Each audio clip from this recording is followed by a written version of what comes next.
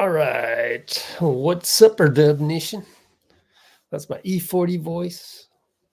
Hope we get some regulars on here soon. We're going to have Dean, and then we're going to play the Steve Kerr interview from the day after Draymond Green went. And it's going to be great because Steve talked a lot about the culture today, the Warriors culture. Let's bring on Dean. Dean Chambers. Your mic.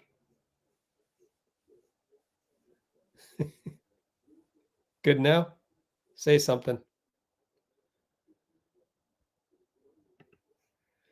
All right. Dean's going to work on the mic.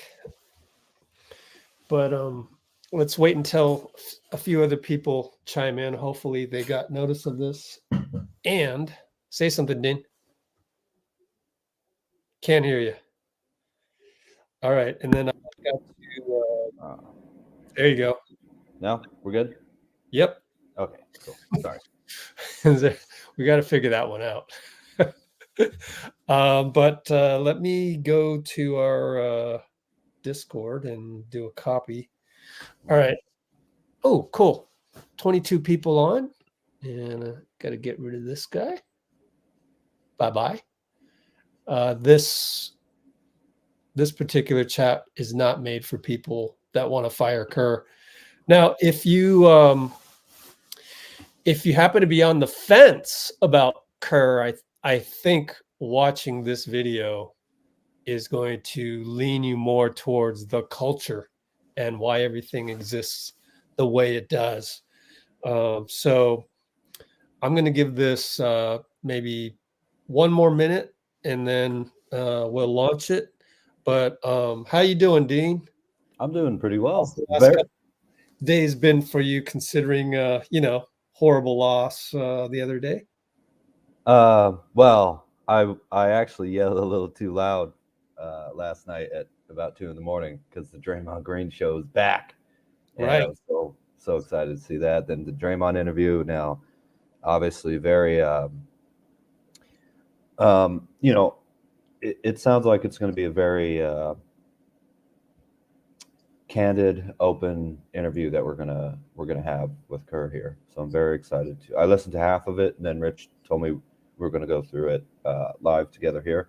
So I will have heard a little bit, but a lot of it's going to be, a fresh reaction. Great. Awesome. Yeah. And just real quick, what's the format that we're going through here again, Rich? We're going to pause after each question by question, pause at each one and see if we want to talk about it. Of course, we're waiting for our regulars to show up, but I don't know if they will, because this I think they will be here. Totally ad hoc. And I was just listening to the interview, and I was just like, there's a lot in what Steve said today, whether it was about Draymond, whether it was about Wiggins and Kuminga playing at the same time type deal, whether it was about, incidentally, all of the reporters that were there, fantastic job. Zena Keita of NBC Sports Bay Area had some tremendous questions. For example, one of them was, when you play defense like against Toronto, how much of it is actual X's and O's, how much of it is actual desire, and how do you describe that kind of dynamic? I thought that was just one of the best questions I've ever heard a reporter ask. And so that one was great. Kerith Burke was there. Of course, we had Draymond before that, and that one was 36 minutes long, in case you didn't know. And we're not going to go through that one. That one's a little bit, how Draymond gets. He gets a little repetitive sometimes. And anyways, but we'll go through Steve, because a lot of what he said is just, you learn a lot about the culture of the Warriors, the team. I can tell you and verify for you, how it feels to be in the building and how everything's constructed, i.e. really everything is for Steph. And then we're going to have Austin Scott come in right around halfway. And awesome. Let's go. and he was there today. So Austin Scott will be here at some point. What a treat. So let's just go through these one by one. So officially at the 5.5 mark, let me timestamp this in the description, which will then be copied into the comments. All these timestamps were at the 5:45. All right. Kerr interview starts. And here we go. We just heard from a very thoughtful Draymond. And on his podcast, he mentioned when you two met up in person and had that heart-to-heart, you told him, I want you to end this the right way. What does that look like for Draymond? What did you mean by that, end this the right way?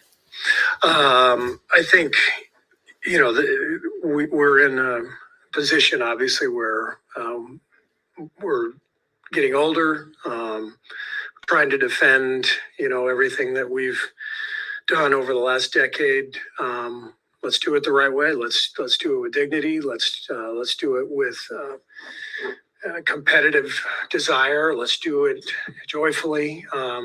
What this team has been built on is and I think what attracts a lot of our fans.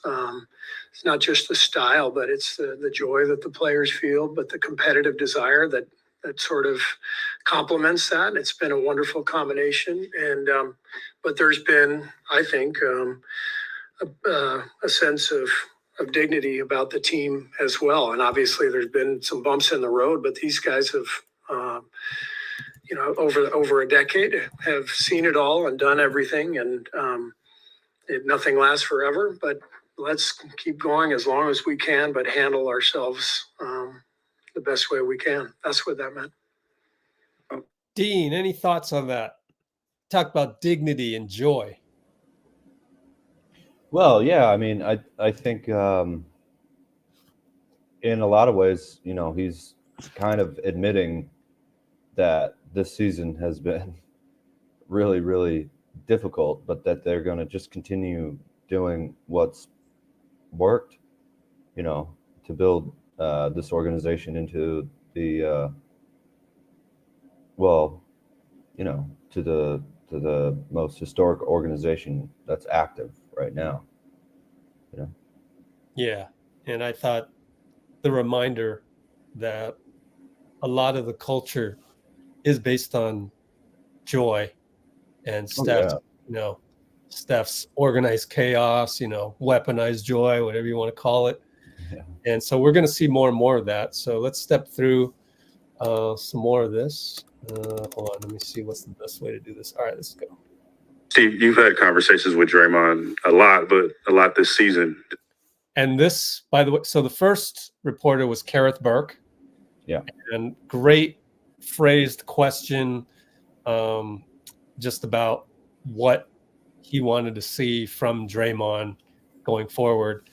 And then this one is Logan Murdock of The Ringer.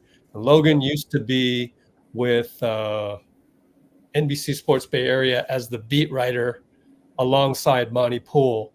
And then Logan found the better job at The Ringer, quite frankly. So they, gets to do his own features whenever he wants, kind of deal. So that's what he's doing. Has a podcast. Has a podcast. Ringer is based in LA, and so he's back up in the Bay just for today because it was a big day with Draymond and Steve. Yeah. Kerith is the best. Just about his suspensions. How are you approaching this, him coming back? Are you taking a wait and see approach on how he is going to be? Do you think that this is going to be different? How are you approaching this as you bring him back into the fold? I'm just open-minded. He just came back to practice. So, this next week will be a time where he's integrating himself back into the group. It's so different from an injury. He was literally away from the group for 3 weeks. That's a long period of time during the season to be gone. So there needs to be this period where he's practicing and and communicating with the guys. And, once he's ready to play, we'll figure out what we're going to do. But he's been here for 12 years. He's been here longer than I have. So, he's still obviously a huge part of this thing and huge part of our leadership. And he's going to reassume, that mantle. But he needs the awareness that comes with what he's just gone through and what he's just put the team through as well. And so those are all part of the discussions and part of the reintegration process. Hi, Coach. Any thoughts on the reintegration process there, Dean? Yeah. Well, I'm glad that they gave Draymond, time completely away from basketball, just totally. I know he mentioned on his podcast that when he heard reinstated, his body physically tensed up, because of the well, we also know heard stories of young guys training with Draymond and like Kyle Kuzma and other guys like that. In the off season, obviously in the off season, and they throw up, a lot apparently, working out with him because he goes so intensely. So I think that's great. And Kerr mentioning that Draymond's been around longer than him is crazy. It's what a run, what a run, man. Unbelievable. Yeah, I like that one too. Kerr says Draymond has been here longer. Man. 12 years. Let me see here. Trying to think here. That's 20. He got drafted in 2012. Yeah. So 2013 season would be his first year. Yep. Guess who's been there longer than Draymond? You. Exactly. Yeah. First media day I went to, Monte Ellis was there, and he was the one that was saying, I asked him if he had the tattoo of I am a warrior. Was it that? I am warriors or something like that. It was funny. Yeah. And I sort of just asked him in passing as he was walking over there. And he goes, "Oh yeah, I got that." So I guess I confirmed it that day. I'm not sure. Nice. Sounds a little bit like we're going to be championship. All right, let's listen to the next one. It gets better. Draymond just mentioned that, on one of your first film sessions together, you had said welcome back, and BP had started a round of applause essentially, and Draymond was like, "I don't necessarily feel like I've deserved that, but I'll take it." That concept of reintegrating yourself from a voice perspective is very different than the ramp up from a physical perspective. Right. How, in your experience, have you seen when a player comes back from a suspension, whether it's Draymond or anyone in your career, comes back from a suspension where there's this concept of potentially losing respect in the locker room or having any concern about, keeping the morale of the team up with this person coming back? How have you seen players do this well, and how have you encouraged Draymond to do the same? All right, before we go ahead of the answer, first off, Zena Keita, that was the new lady on NBC Sports Bay Area. She filled in for Kerith when Kerith was on maternity leave. Kerith is now back. Zena is still with them. So both of them, both in the interview room. So NBC Sports Bay Area had a lot of firepower in the interview room today. So that's number one. Great question. She has another really good one coming up. And then the thing that I thought the biggest takeaway for me from the Draymond interview, because I kind of expected him to say all the things that he said, except maybe one or two little gems. But the biggest one for me was that Brandon Podziemski Steve, they're having the film session. Steve says, "Welcome back, Draymond." And Brandon Podziemski starts, and then everybody else joins in. And then Draymond today on the podium was like, "I don't think I really deserved it." And all of that. Brandon, BP, I mean, oh, man, that made me so proud. And it was like, oh, it's so good to have BP2, and we'll show you the full court shot that he hit today. Or I'm trying to find out when exactly he hit it, and also how many tries did it take Brandon to make that full. I'm trying to find that out. And also I'm trying to find out why he loves the number 2. And we'll go into that later. But BP saying that and saying in the full court shot from the Chase Center video, just go look at Chase Center's account on Twitter or IG. BP hits a full court shot, but before he does that, he goes, "Hey, Dub Nation, BP2 here." So I guess we have to call him BP2 from now on. Any thoughts on BP and Zena, and before we get to the answer to this question? Yeah, first, my cat has turned on my keyboard in the background. She's playing some light notes. Okay. Secondly, I love the question about having to ramp back up your voice. That is a truly great question, because that's literally someone's thoughts and their emotions, being reinstated in the locker room and then back out on the court pretty soon, right? And I just love Brandon Podziemski, such a smart basketball player, but obviously such a rookie. Draymond's back. He didn't even think about him being suspended. Just I can imagine a silent room. Draymond's walking in and Brandon starts clapping. Oh, that's Warriors spirit right there. The best. So I so lucky to have that kid on the squad. It's like he's going to be a lifer. Yeah. All right, let's do Steve. Yeah, I'm it's a great question. And I know that Draymond just spoke with you for half an hour, and I don't know what he told you. I know he had his podcast, so I know he's talked a lot about his feelings. I think he shared with you my conversation with him about no more butts. Did he? Yeah, he shared that with you. He said that on this podcast. He said Hazel had actually said the same thing to him too. Yeah. And I had to pause that right there. I actually have not listened to Draymond's podcast yet. I haven't had time, but what do you recall when you have you listened to it, Dean? Oh, I lost you. Lost your audio. Have I listened to what part? I was muted. To what part? Have you listened to the Draymond podcast? Yeah. Mm-hmm. And what was your reaction, and what did he say in particular about when his wife, Hazel, told him no more excuses, no more apologies?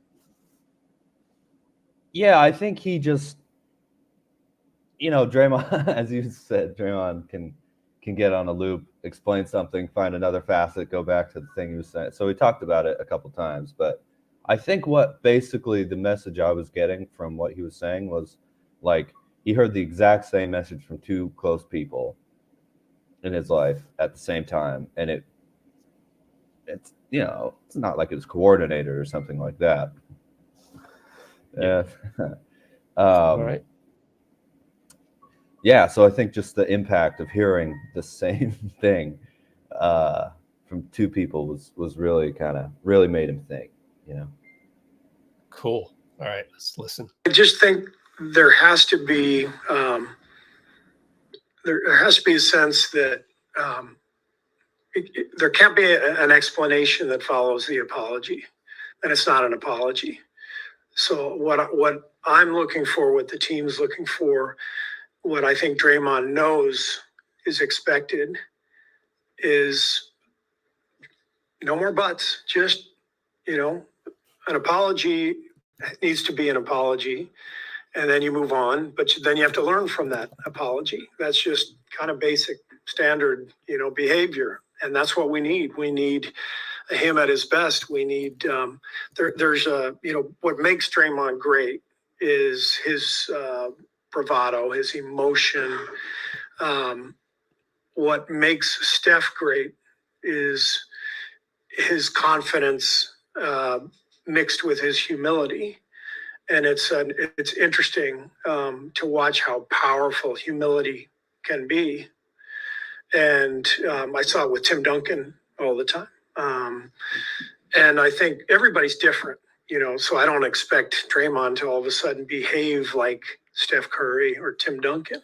I want him to behave like himself, but there needs to be some humility in the wake of everything that's happened that goes along with that bravado. We still need the bravado. We still need the emotion, but we need the humility that comes when you know you're wrong, when you've made serious mistakes, when you've put your team at peril, when you've potentially harmed other people, opponents, teammates.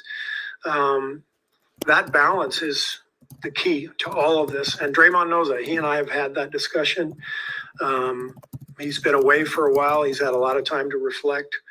I think that's what we're all looking for. One of the things he right. mentioned within all Sorry, Anthony Slater right there, man. I thought that was one of the more powerful questions and answers.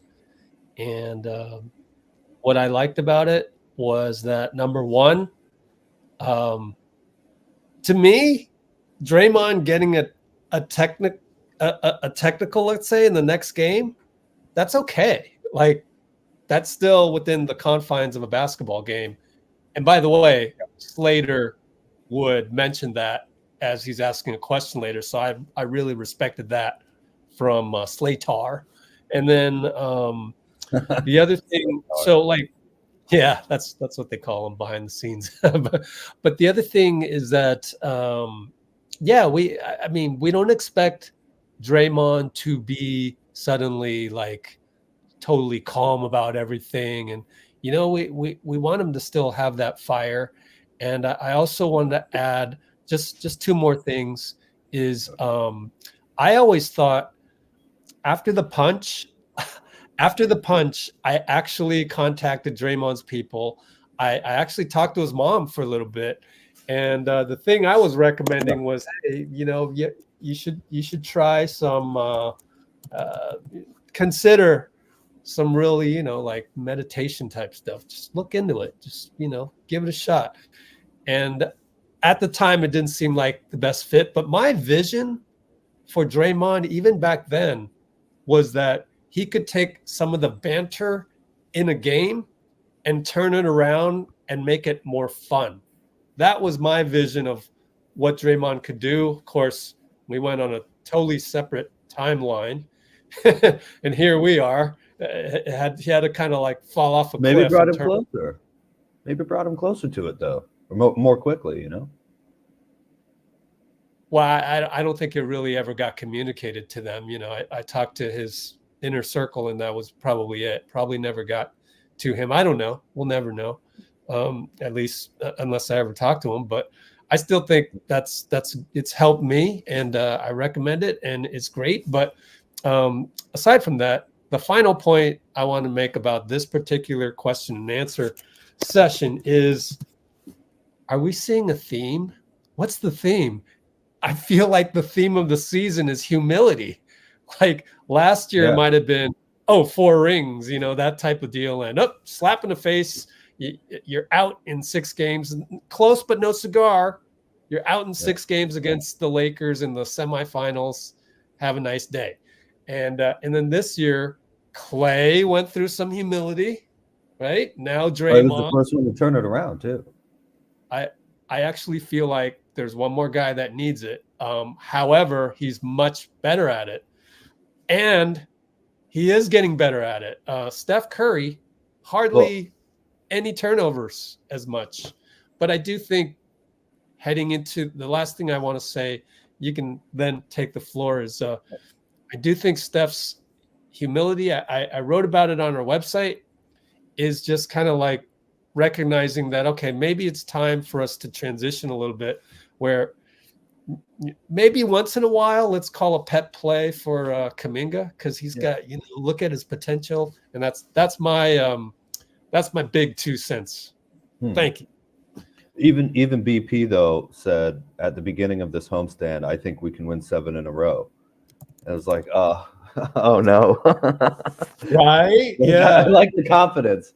everything we say, even Brandon, does the Instagram post, and blah, blah, blah. I was, at Illinois, and now I'm starting. He goes, and now I'm starting, and then now he's not starting. It's not like it was a pie in the face or anything. We still need to prove ourselves, Yeah. Like most of the guys on the roster weren't starters in the title teams anyway. And the guys who were, like, forwards, you don't quit at 4, Like, we still need to prove ourselves and to understand that the league has looked at our success and followed it, and they're starting to get a lot better at the stuff that we're good at. If you can't take that on board, like, quickly, you're going to fall behind the standard you set yourself. That happens unless you're humble and flexible and egoless. All right, ready to move on? Mm-hmm. Is like, a point of emphasis for him is like to not cross the line with officials. And, that's not something he will get suspended for. A T is a T within a game. But there it is. How much of that, are you watching that aspect as he comes back, the small stuff, the in-game stuff, for him to try to cut out? It's a big part of it, and we've talked about it. It's, can he walk that line? Can he still play with fire and energy, but leave the officials alone? That's the challenge. It's going to be a big challenge, but we're going to ask him to do that. And we need that so that we can focus on the game.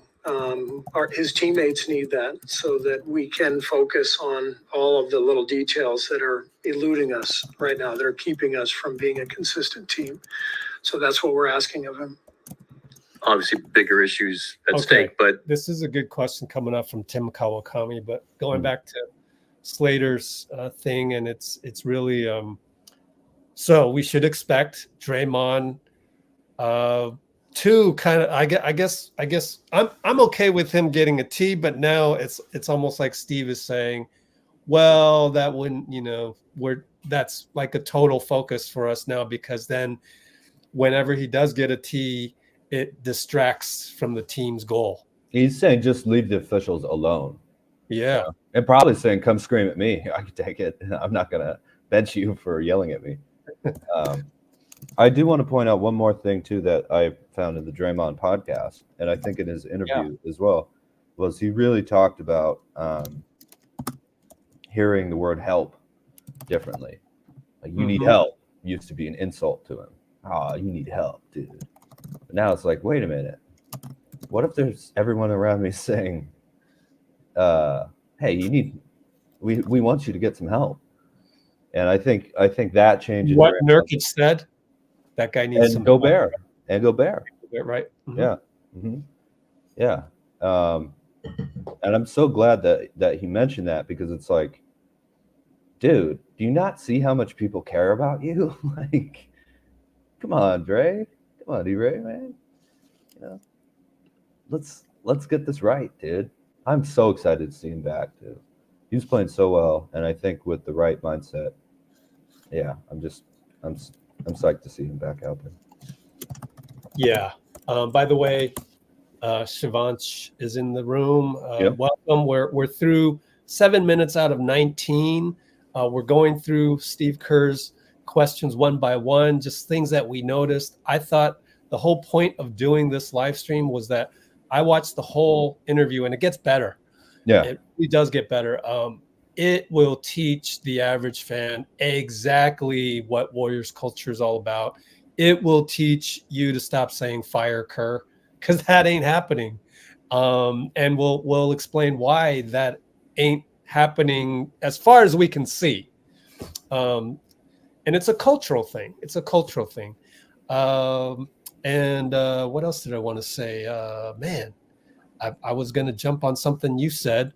Well, we're going to get Austin Scott here pretty soon, but go ahead, Dean. Oh, I was just talking about Draymond's differing view on help, and also like don't interact with the officials if you can help. Oh, thank you so much. That did jog my memory. It's great sometimes when we bounce these things off of each other. Hey, it's best. Wouldn't it be great? because sometimes things come together when you least expect it, especially Yeah. when it seems really dire. Mm-hmm. And then it turns out to be the best thing that could have ever happened to you. How many people out there where that has happened to you? How many people, right? Right. Just happened to me. And here's another example that I want to bring up that might be a possibility. All the focus, all the energy Draymond is going to spend on not stepping over the line with referees. You think JK might learn by example there a little bit? You think, people on the team, everybody on the team might tone it down just a notch because Draymond, everybody knows that that's a team goal for Draymond.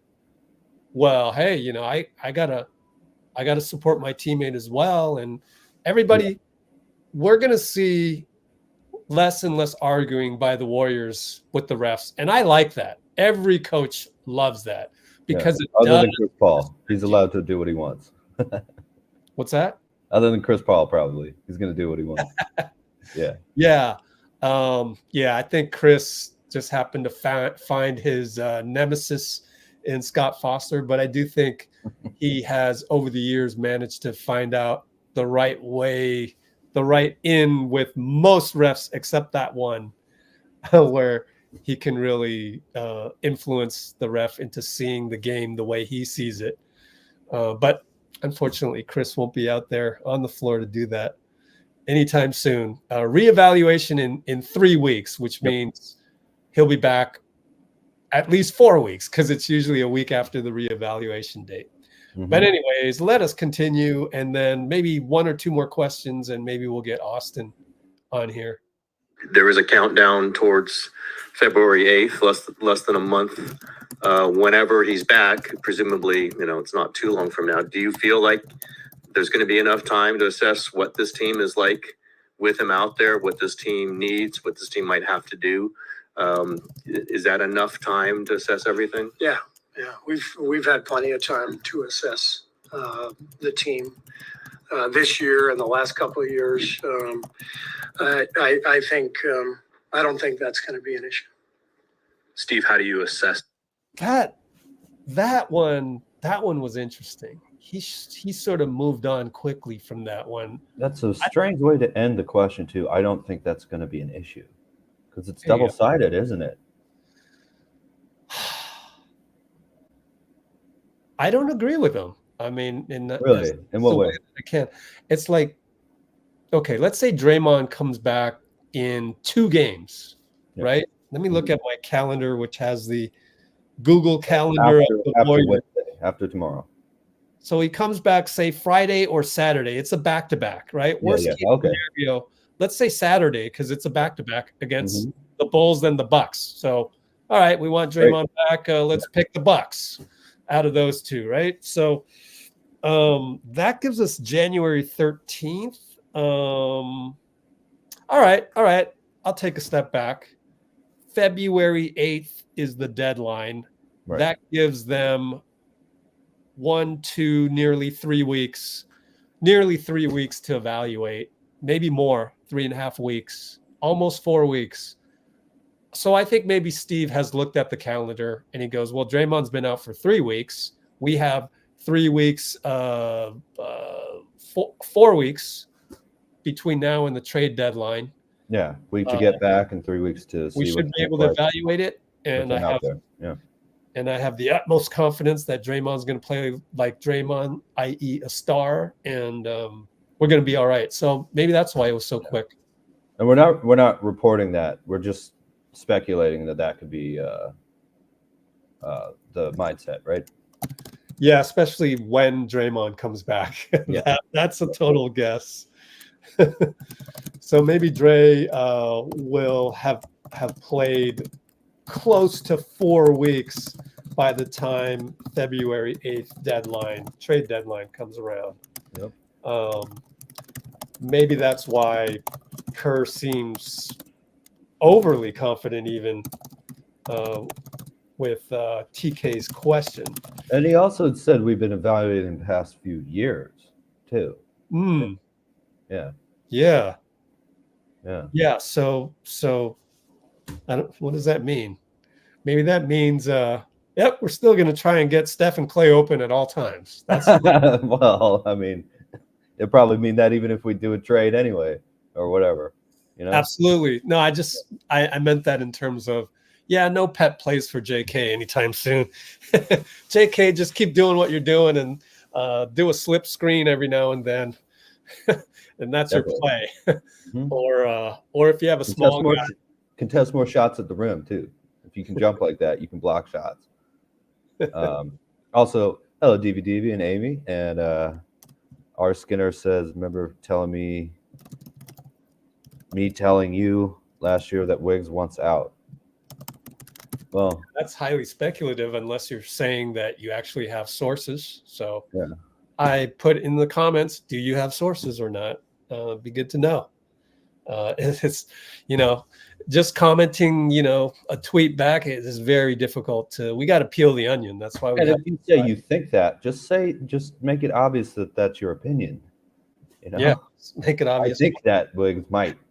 Is your motivation information, or is your motivation to say that you predicted something and you get the win in the win column? Yeah. And also, right. What's out? That's speculation, right? Unless you have inside info. Why would he want out? Like, if you go look at his wife's Instagram, they love it here, dude. They don't want to leave the Bay Area.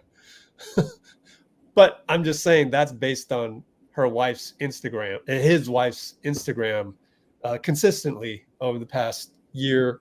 An Instagram story, once every 3-4 days type of deal. There's no indication that they want out from that. Anyways, I guess we're not getting the follow-up. Shall we answer this one? Speaking of JK, he's been the poster boy for those out there screaming that tensions are high. I think what Cholo's saying is that he's been used as a poster boy for other people saying that, right? And not that he is a poster boy for doing it. I'm a little confused maybe into what point you're making there. So maybe we'll get a follow-up. Let's see. But hey, man, JK has the right to ask for minutes and to say, I think I can help the team win. Oh, yeah. There's nothing wrong with that. There's nothing wrong with that. I mean, you got to be you got to be a basketball player to do that. I mean, exactly. I've told the story maybe only one time before, but in the Chinese Japanese leagues here in the Bay, there are established teams that Lakers Celtics type deal. Like, they are always the best teams, and for you to come up in the rec leagues, and we take our games really seriously. The Filipino leagues do as well. Anybody on here who's Filipino, there's a lot of you listening in right now. You know what I mean? Like, every rec league game. I know what you mean, and I've never played in them, but I can imagine. So when I was in college, a couple of my friends, like one of my friends from back home, he was like, "Oh, I just played with these two dudes. They played for the Associates." So it was the Associates in San Francisco in the Japanese league. They literally have this whole program going on. They were AAU before AAU ever happened. Crazy. And in fact, these days, that's a thing in the Asian community. It's like, do you send your kid to the now blossoming AAU, $100 billion industry or whatever behind the scenes, or do I send my kid to the traditional Associates program here in San Francisco? So anyway, bottom line is the Associates had awesome amateur teams, right? Yeah. And so my buddy from back home, let's go play with them. Let's go play with them. Well, I had a little Kuminga in me in terms of like, I don't want to. I never really told this to my buddy because I respected that he liked those guys. So my buddy was more like, friends with, I want to play friends with. There's those types. And then there was types like me that wanted to beat everybody, right? And you go through phases. I went through that phase. So that was the first phase where you want to beat everybody and prove that you're somebody, right? Yeah. So you want to take down the top dog so that you're the top dog. And I didn't know what I was doing, but that was my competitive spirit.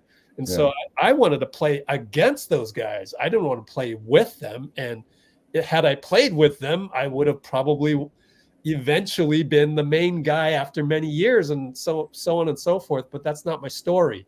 I went, my path went different. But I look back at that and I go, I was Jonathan Kuminga for a good minute there, where I wanted the glory, and that's okay, especially for young guys coming up in basketball. Even for veterans like KD leaving the Warriors. Oh, how could you leave a dynasty? Yada yada yada. Man, everybody's their own person. He has his own reasons. Yeah. So, it's to prove that he can win on his own, completely on his own too. Yeah. The other thing though with JK is that amazingly he doesn't play with that angry style on the court most of the time. Oh yeah, that's kind of interesting. That is interesting. I love that you brought that up. Yeah, I mean, he gets, if people shove him or whatever, he gets. How did you describe that? Himself. Say that one more time. How did I? He plays without that kind of angry style of basketball on the court most of the time. That like Larry Bird, Michael Jordan. Yeah. Or even Kobe, who's much quieter, but that type of. He's totally a joyful player, but he has that same like put me out on the court and get out of my way, which is a very unique personality mix, I think, really, and it's kind of perfect for the Warriors, to be honest with you. Right? Yeah, hey, we better start winning some games so to quell all those trade scenarios and stuff. We're not trading JK anyway. Like we can't do that right now. Come on. Yeah. Well, no, I'm not going to play the what if game. But anyways, hello everybody. Hello. Getting some JK stuff. Thanks for really launching the rocket there, Cholo. Talk about making real quick. Yeah, here we are. I just thought I've been live now 42 minutes, and we're going to do one more question, then we'll go to Austin. But Austin isn't even in our green room yet, so let me check with him after I click play. Okay. Actually, no. Let's answer. Hey, Arbel. Yeah, I know.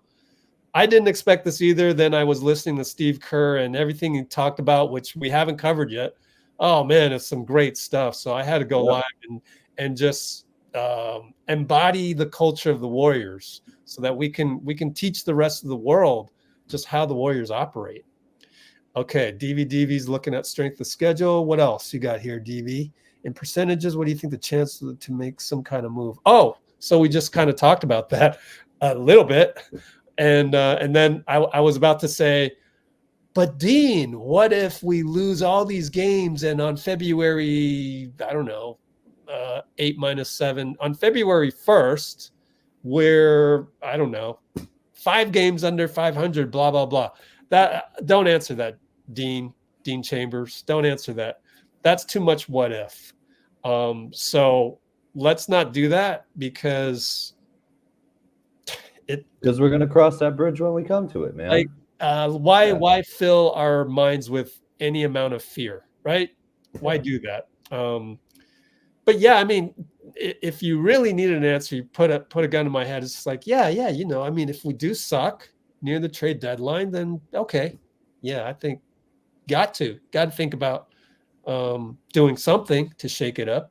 I do want to say I am pretty confident that Dunleavy is going to, if he has to make a move, it's going to be something that really helps the team.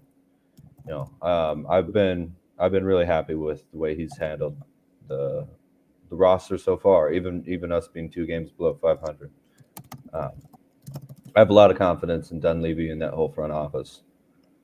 Whatever moves need to be made or not made, that they'll handle it correctly. So I'm excited about that. And that's exactly what I wrote on the last Siakam trade scenario on the website, is that, you know, all these trade scenarios, it's messing with my mind. It's messing with my joy. I don't want to talk about trade scenarios, actually. I just want to put it in the hands of people that are being paid to do this, because I'm putting all this thought into, you put all this thought into marketing. How can we possibly get marketing? And you came up with the script to get it. And then now I'm thinking about Siakam, and people were going like, oh, he can't shoot. So I wrote a whole article to say, you know what, guys, actually he can shoot.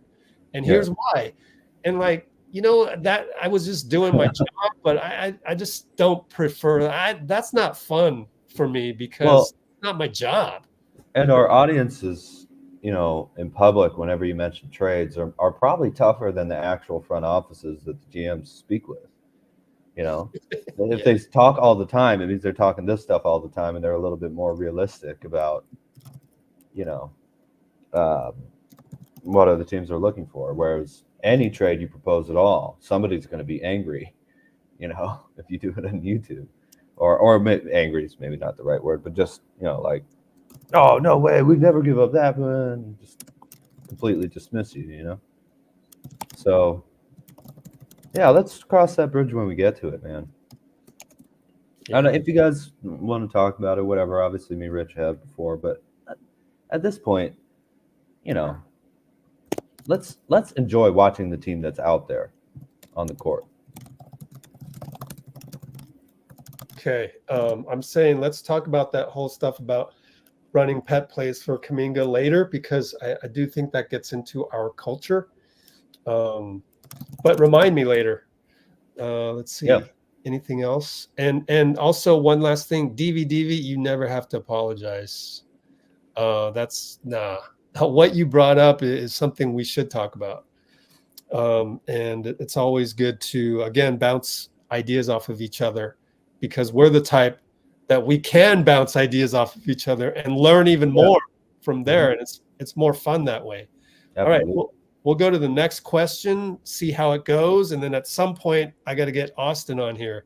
Austin Scott of KNBR was in the room with Draymond and Steve today. And it's going to be great to have him on here live. He's not in the green room just yet, but it's going to be great to have him on here live and talk about just exactly what he saw and really the feeling inside the room. But here's Steve. Next question. Come on, Austin. Yeah. The pace your team is playing at. Last year, you guys were first in league in pace. This year, you're middle of the pack, sub 100 possessions per game. Do you like the tempo of your offense right now? We didn't want to be the fastest team in the league after how we played last year, you know, because of our turnovers. The combination last year of the turnovers and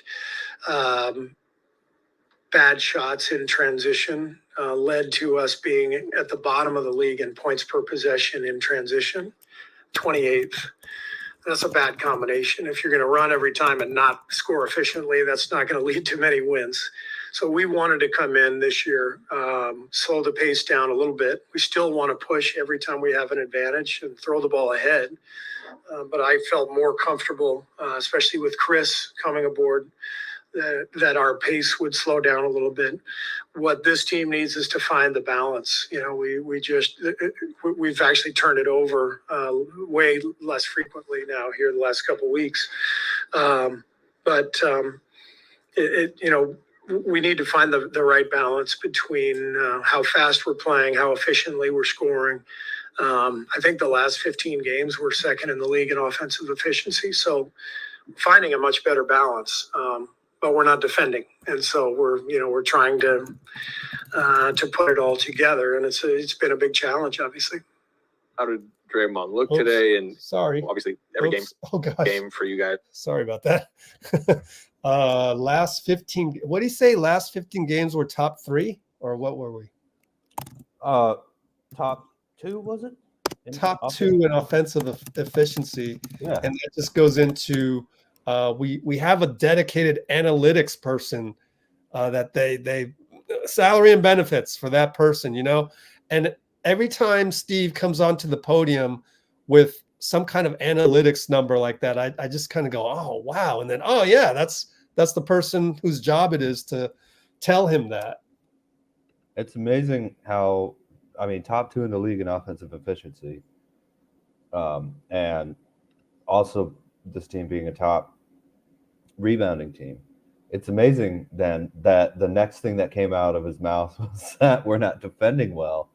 It's so bizarre, you know?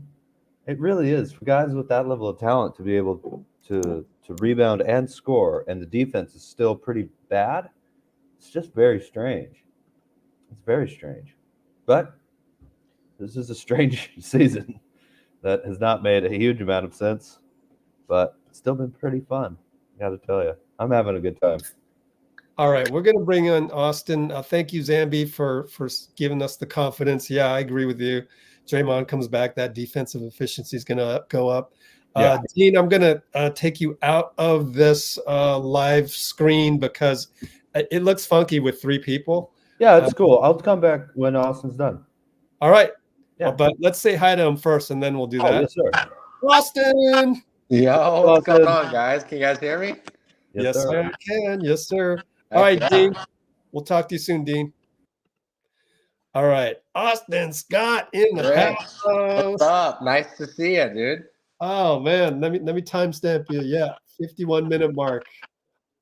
Dude, today when I saw those is that me? Oh, shoot. I saw those there's getting feedback. Hold on. Let me talk real quick. Let me hide your mic real quick. Just a sec.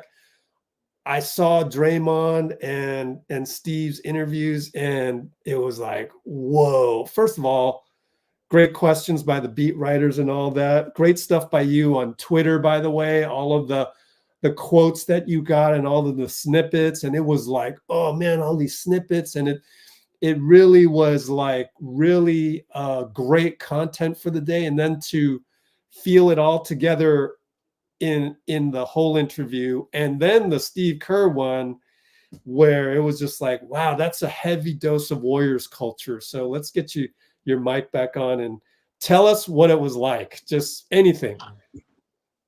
Yeah, well, first off, it's cool to be back on Let's Go Warriors. Always a pleasure, man. Yeah, you know, it was really interesting because I mean, kind of just, I guess, short term, like my backstory is, you know, I was full-time. I was brought back on freelance basis. I was only at a 5-hour cap. I was only going to game days. And this is the first week I'm officially part-time. So I'm doing 30 hours a week now. And so they had me at the practice today. And it was the first practice I've been to this season. And it was great. I mean, Draymond talked for 45 minutes. Like, just absolutely, like, after a Tuesday practice, you know, in January, a 45-minute press conference, there were, I would say, 30 to 40 people in the press conference, in the room. I mean, it was packed. Almost every seat on the left and the right, there were 5 camera people. There's only been 2 camera people, me and NBC Warriors, at every game. There were 5 cameras. I think I even saw ESPN or Sports Center, like, they picked it up too. So I don't know if they had a camera there, but it was pretty nuts. For the Draymond one, I would say just it was one of those things where he said a lot, but he didn't say a lot. Like he said a lot, you know, he apologized, and I don't know, I'm guessing you probably listened to the podcast he had. It was a lot of the same just a lot of the same stuff in terms of him, you know, kind of he's ready to come back, and it's cool to just kind of see. You can kind of tell there's a change, at least from my perspective. The tone of his voice and just the way he presented himself. He was saying, like, hi, so nice to see you, to every person who was asking a question, which was really cool. He was very, you know, upbeat, very open to every question, and didn't seem too frustrated, and he just kind of seemed ready to go. It was pretty enlightening from Draymond. In a way, I thought the storyline was Steve Kerr. Like, I think that was the press conference that, like, and it was funny because I was editing all the Draymond stuff while I was recording Steve Kerr, but I, like, stopped editing and I was like, wait, I got to listen to this. Like, this is, because usually, a Tuesday practice is just like, oh, you're playing the Pelicans tomorrow. Like, what should, it's very game specific stuff. But like you said, I mean, the talk on the culture and Draymond and even that last bit at the end about Steph. Like, I'm guessing, or I don't know if you guys have gotten to that yet. No, you you probably haven't. listened. That's fine. Though. Keep going. Yeah, so I don't know. So I don't know if you saw on our Twitter, but the last clip we posted was something that Steve Kerr said about how they're running their offense with Steph because he's been struggling lately. And they were just saying that we're not just gonna, because the Warriors, they're not known for running the pick and roll, right? So he's like, we're not gonna just do pick and roll every play and have Steph dribble the ball 700 times. 700 times. And it had 400 quote tweets and like 100 likes and like 200 comments. Like it really ignited the fans, and I thought that was like probably the thing of the day, he said. And then just saying he was like, to be perfectly honest, like, we're not going to play Kuminga and Wiggins at the same time. Just a lot of revealing stuff where it kind of seemed like for like that snap came where like he's like, he's been trying to keep it consistent, waiting for it to kind of fall into place. But now he's like, oh crap, like things are, Wiggins and Kuminga, they're not working, Draymond, he's coming back. We kind of have assessed our team, and it's the Steve Kerr vibes were, I would say that was probably the more not shocking. I don't know if shocking is the word, but that's the most information we've gotten out of a Steve Kerr press conference this entire season, I think. So Precisely why we're live here. Yeah. I mean, because I've been to most of the games and, the post games and even the pre games, it's very game specific. It's, a lot of like, oh, the Warriors, came out slow tonight, or, they blew this big lead.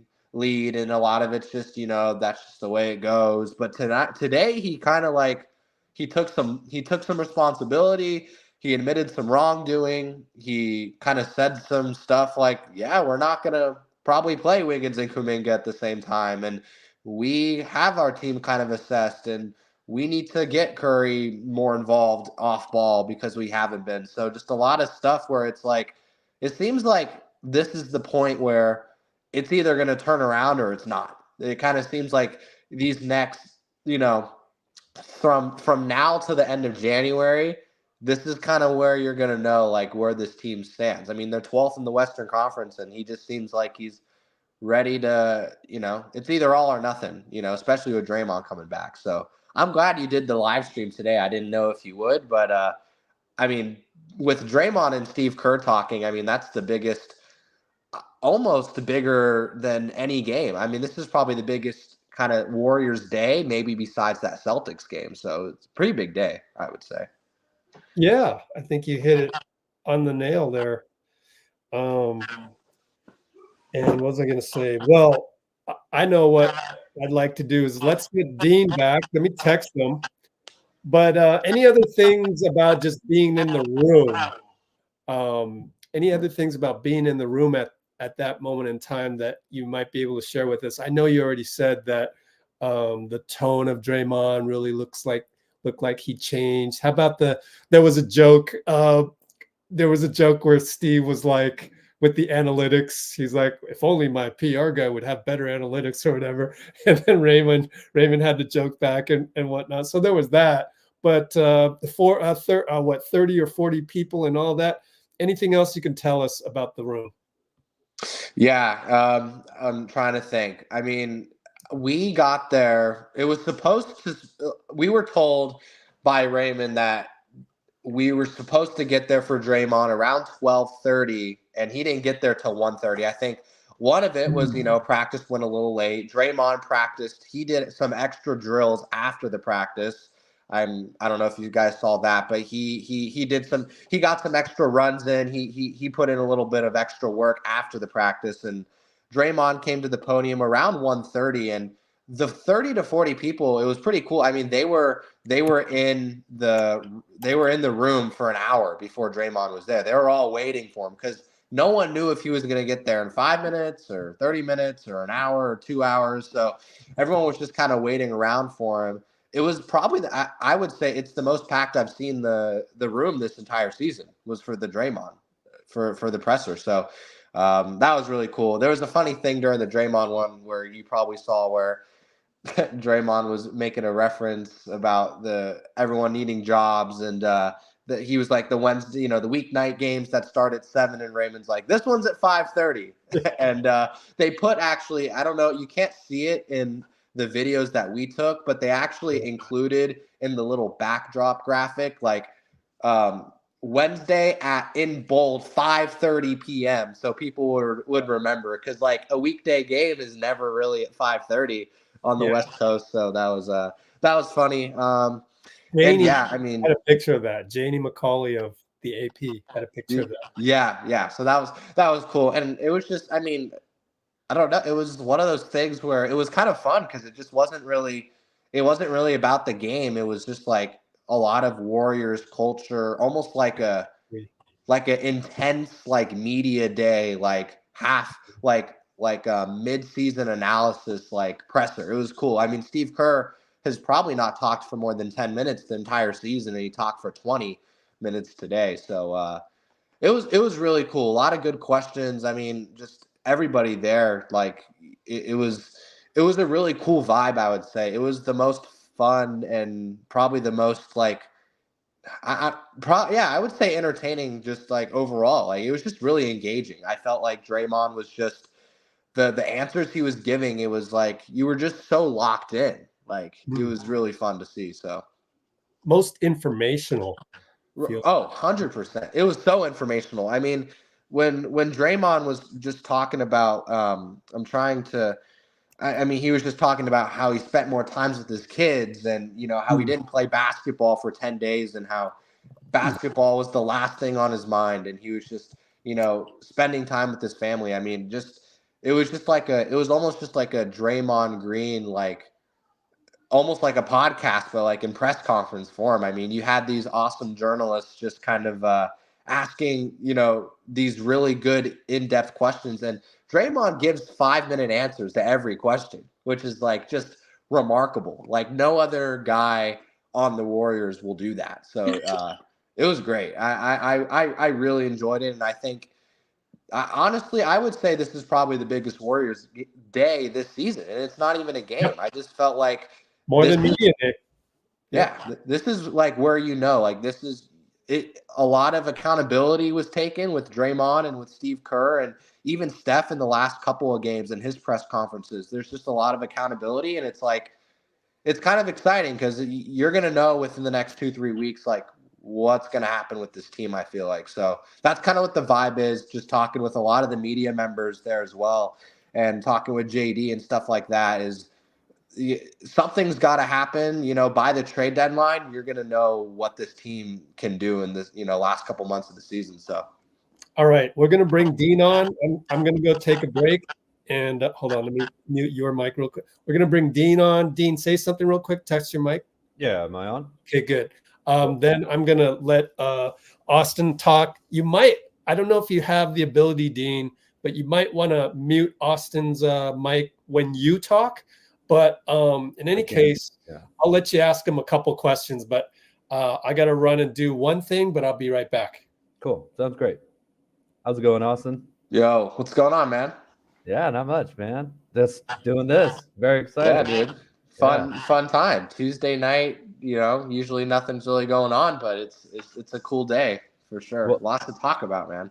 The Draymond thing, I almost wonder if Kerr really gave more today because of the Draymond coming back, the press conference and the podcast.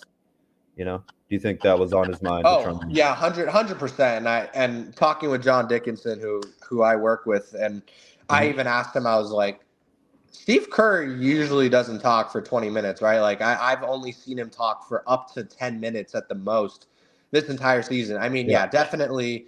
This was almost like it almost kind of gave off the vibe of like when the Giants like sign a free agent and they have like a press conference announcement, like, oh, like all the media come to this. Like it kind of gave that vibe. I mean, every media outlet was there, and I think Steve Kerr kind of expected it. I mean, he talked about Draymond for the first few minutes, but then it was just a lot of questions about, the rotation and with him coming back soon, how it's going to affect the assets and the trade deadline, and how Steph's been struggling, and just kind of a lot of like Warriors like season narrative stuff, which it was cool. Yeah. I mean, the Draymond thing definitely, I think, extended Steve Kerr. I don't think he'll talk this much again this season unless it's like, pre-playoffs or something like that. So yeah, it's a big deal type of moment. Yeah. Right. Yeah. So yeah, you hit it on the nose. I mean, it was definitely because of Draymond going for 45 minutes. I think Steve Kerr was like, all right, he probably expected to go more than like 5-10 minutes like he usually does. And I think he gave some it was interesting with more time. He opened up a lot more, he kind of went past the surface level responses that he gives at times, kind of those PR responses that he'll give. And he really like kind of extended, his answers. So right. He wasn't playing maybe his cards so close to his chest this time. Looks like I got a question from DVDV saying if I'm going to join JD on just dubs or dubs OT. I think that's might be the plan in the future. It's not 100%. We actually are going to start doing like a pregame video that we're going to be putting on our social platforms. So keep an eye on those. But me and JD are going to do kind of like a quick 2-minute hit before games and just kind of edit something together and slap that on our socials. So that'll be coming. We don't really have a title for it, but yeah, JD's been killing it with the post-game show. I hope you guys are listening right after the game, between this and Dubs OT. Of course. Yes, sir. Did the Warriors really, as you talking about the Giants, like telling all the media to come, did the Warriors push this today, or was it kind of organic, Yeah, it was pretty organic. So leading into it, that's a good question. JD got a text message on, I think it was right after the Raptors game. He was just like, is Draymond going to talk on Tuesday? And Raymond was like, it's safe to assume that, but it's not for sure. Yeah. So Draymond was not certainly going to talk. He was not 100% locked in. Everybody just showed up assuming that he was going to talk. I mean, there were people reaching out to JD being like, is Draymond going to talk? Because like if he's not, then we're probably not going to go, because like then it's just like another Tuesday practice where maybe like they pull TJD and they ask him a couple questions, right? Sure. So yeah, I mean it seemed like everybody showed up assuming he was going to talk, because I guess if they didn't show up and he did talk, then that's a really bad look.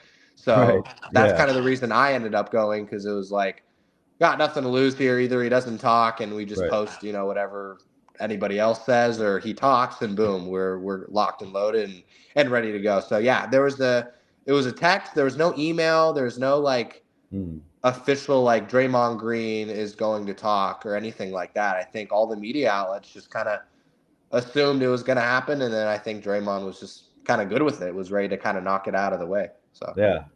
Well, he's that's why he's got such a big media contract. He does know the moment. He's great at the podium, man. Yes. All of his answers. He's hard to cut up because of that 220 minimum or maximum on Twitter. Yeah, he'll have 5-minute answers, and I sit there and I'm like, man, how do I cut this into a 2-minute clip? Because like he's talking for 5 minutes and it's all like really good. So you got to like kind of clip and like merge together stuff. But I mean, he's a good talker. He's a good communicator on podcasts and stuff like that. I don't know. That's something I've always appreciated about Draymond is, on the court, it can be tough at times, but when it comes to just, game and he knows how to talk. He's a good talker for sure. Absolutely. Yeah. It's, I've been missing the Draymond Green show for however many months it was off. I think it was July or something. Yeah. Hear it yesterday. Yeah, absolutely. Looks like you got Dean asking a question here. It looks, I can see him popping up on asking about Dray after practice. he actually didn't look too gassed. Like he kind of just came to the podium ready to go from the way I saw it. I mean, during the Draymond presser too, I mean, one of the main things was he said he's going to keep pushing as hard as he can. He doesn't have a return date yet, but like he's ready to come back, and he's going to like push 150% every practice so he can get back as soon as possible. And that was another interesting takeaway too, was like he is ready to come back. Like he took his time and he needed that time to himself, but like he had to think about this team and the position they're in and how much they need him to come back for their defense and just for the camaraderie of the team. Like he's ready to come back, but he didn't look too gassed from what I saw. I mean, he looked like he was pretty good to go, but even Steve Kerr was like, he needs some game reps, he needs some practice reps, but he looked as good as can be. I mean, from what I saw, there was no tiredness, or he didn't look too gassed from what I saw. Great, thank you very much. Yeah. I was wondering a little bit about what you think, because you're talking about Kerr's. Seems like he's willing to make a shift in kind of how he's approaching the season. What that would mean in terms of both plays and also maybe rotations. You know, if there's anything that you are seeing out there that you're wondering if Kerr might try, or anything that you're hearing, you know. It's tough. I mean, it's weird. You know, I'm in a position where I'm not the one writing the stories, so I'm not quite as analytical. I mean, for me, it's a lot of just what I hear and eye test, you know, what I'm watching. I mean, one of the things I think is a good topic is, you know, Kevon Looney and TJD, like what you do with those two, because when I'm trying to think, I don't know if you can refresh me, who they played before the Raptors, between Nuggets and Raptors. Pistons? Yeah. Okay, Pistons. I think they started Kevon Looney instead of TJD, or it might have been the Nuggets game or something like that. But a lot of the time, it seems like Steve Kerr's a little confused about when to play TJD and when to play Kevon Looney. Yeah. Kevon Looney has sometimes not been starting, but he's also closing games.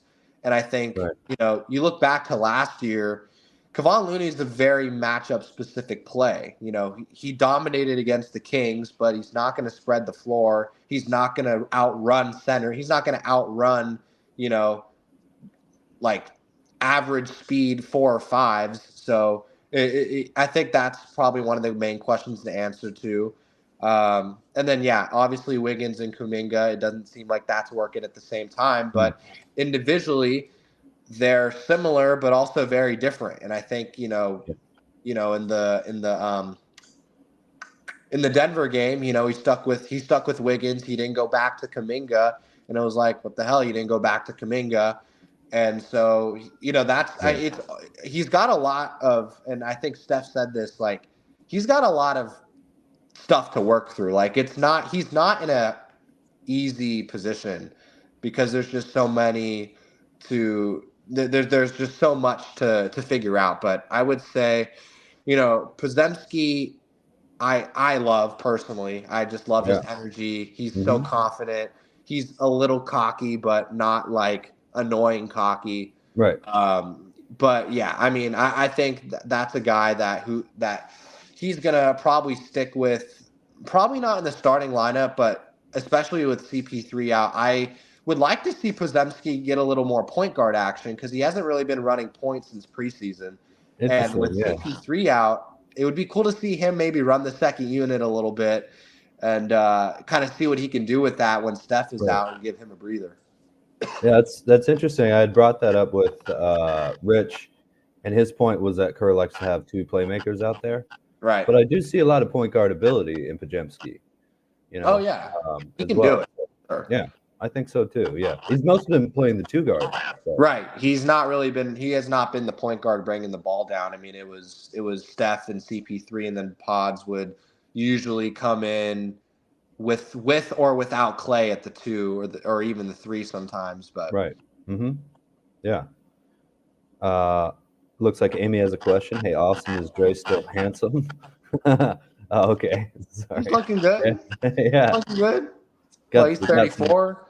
35. He's got the little Yeah. gray hairs growing in, but Yep. he's looking cute. Cool. Thank you, Amy. Whether or not Draymond will assume sort of two-man game CP3 does so well with Dario. That's interesting. Yeah. That's a good question. That's tough. I mean, the thing with CP3 and Dario is that's so niche specific. Like that's just something those two have like historically that I think is almost impossible to replicate.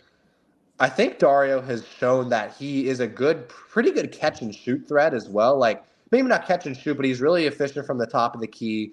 Like he's that guy who can hit a knockdown three, and the Warriors, they don't really have that. Like outside of Steph, like doing Steph things, like when Steph's struggling and with the way Klay's been this season, Sarge has kind of been that guy to like pop a three when they need it. And so I would say when Draymond comes back, I don't really know the chemistry between the two of them personally, but I think defense. I mean, I truly think that there's just no identity on defense, and when Draymond comes back, their defense is just going to tighten up, and I think that's the difference maker. I think Draymond communicating on defense and pointing out what's going on during games is the way the Warriors are going to turn this around. I think offensively, it's not nearly as good as it was in the past, but when you have Steph and you have Klay and you have young guys like TJD and Pods who can pop off here and there, like the offense will figure itself out. It doesn't need to be a top 10 offense, but if you have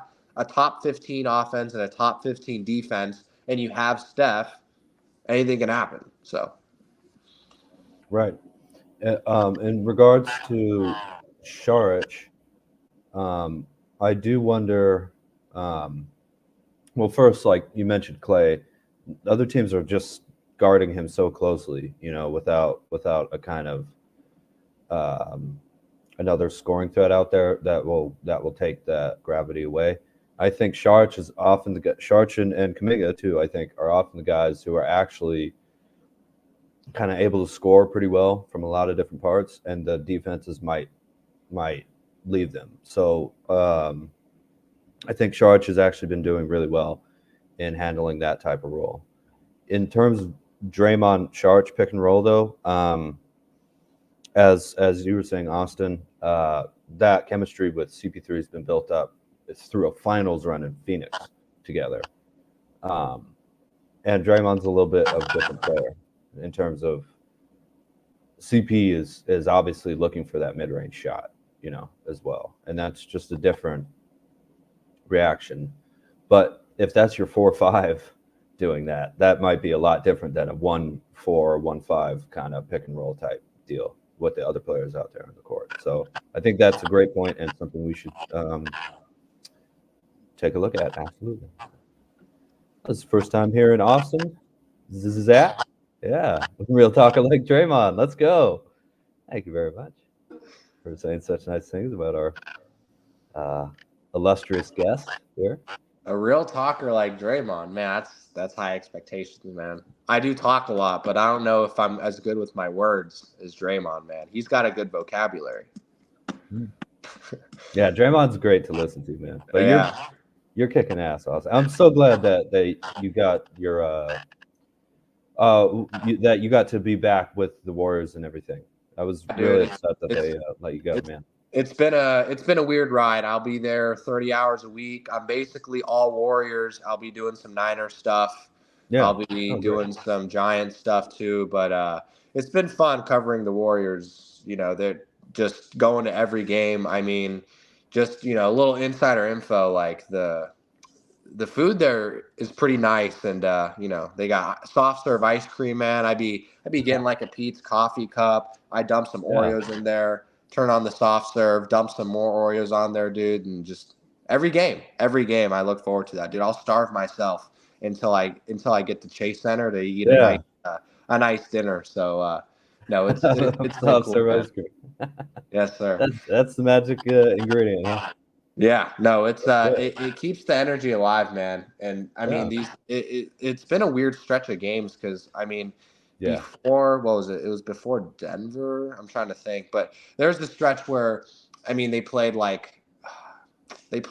Miami, and Dallas, and it was just like, man, like they're lost by like 10 to 15. Like they're not that good. Like there's not a lot to talk about. But then, you know, the Denver game, and then, you know, the Raptors game was like so bad that it started to pull some storylines. Then that Pistons game was like a little dicey.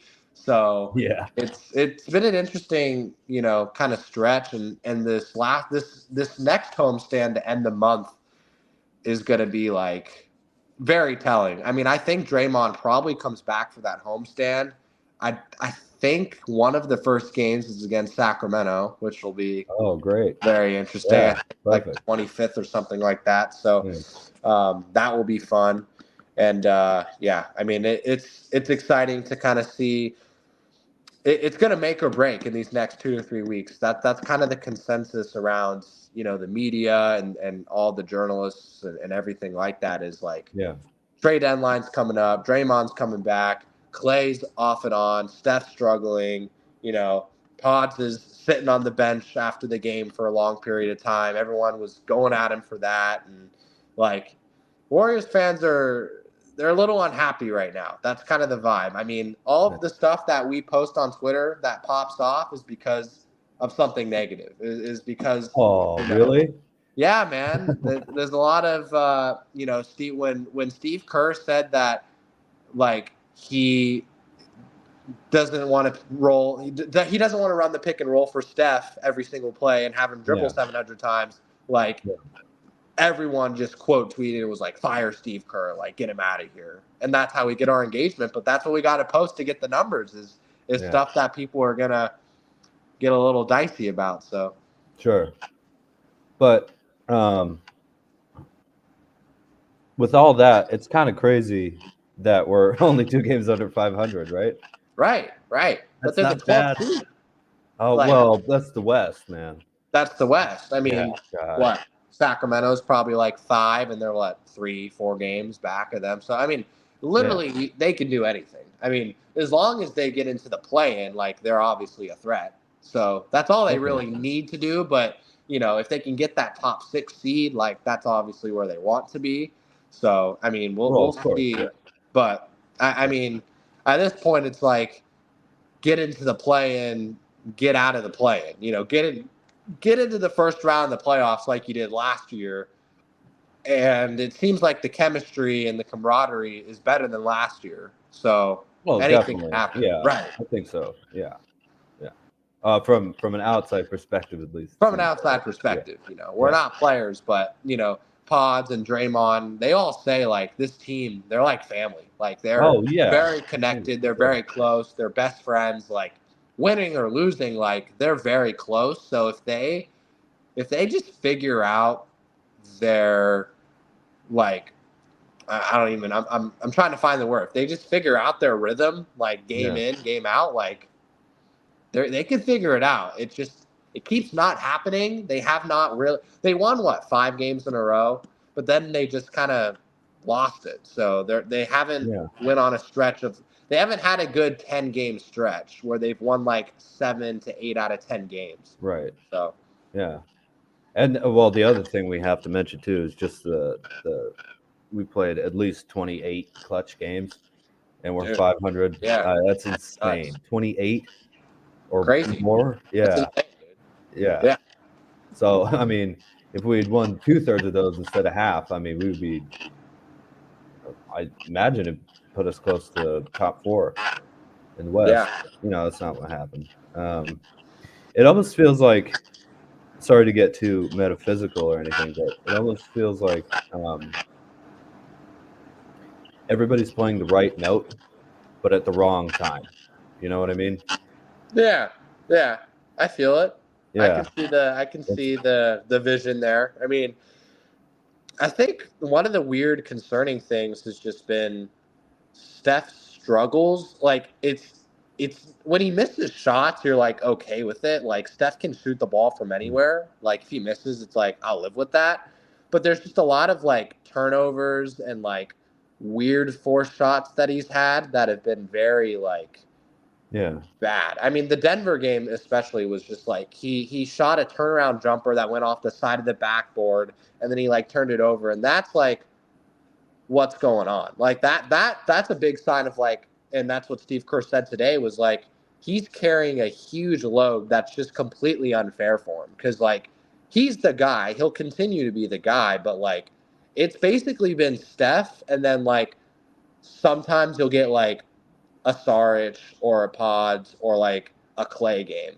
But like, they're not even popping off for 30. They'll score like 15 or 20. And then Steph's left like half. Like, it's like if Steph doesn't score 30, they lose. And that's just not sustainable unless they're playing defense, because they basically have to score 120 or more a game to win. So. Yeah. And it's a little strange because you think you have plenty of pieces that can do that, honestly. Right. 15 to 20 should be like, there should be like 6 guys who do that regularly, and it's like 2, you know. But what you're saying makes me, and Kerr's overload of mental stress. A lot of these are mentally mental errors that it seems like Steph is going through. You know, like just not like that cross court pass to Wiggins. Against the Nuggets, which is just like insane, you know. Especially, I think they had someone at the top of the key who could have swung it. Right. It's like his. Well, it's the court vision too. I know on that turnover, I think Saric and I forget who was on the floor. I think it was Saric, Curry, Wiggins, CP3. But there was no spacing. I mean, they had 3 guys on the left side, and then they had Wiggins in the right corner or the right wing, just waiting for the ball, and Steph just kind of like sidearmed like Mahomes threw it to him, and it just like didn't work. And then Jamal Murray stole it, and that kind of, that's the craziest game I've been to all year, man. That Jokic shot, the media was just like, it's like holy shit, like, it was crazy. So that's the finals. You live with that. You live with that shot. You have a center, Steph Curry, Steph at Chase Center. Like you live with that, but and they're the champs, but and then the just being champs. put in that position though. Honestly, we've been playing the Nuggets fairly well, I think, for the most part. I wanted to. I do got to head out, but I'll ask. Cool. I kind of want to ask a question, man.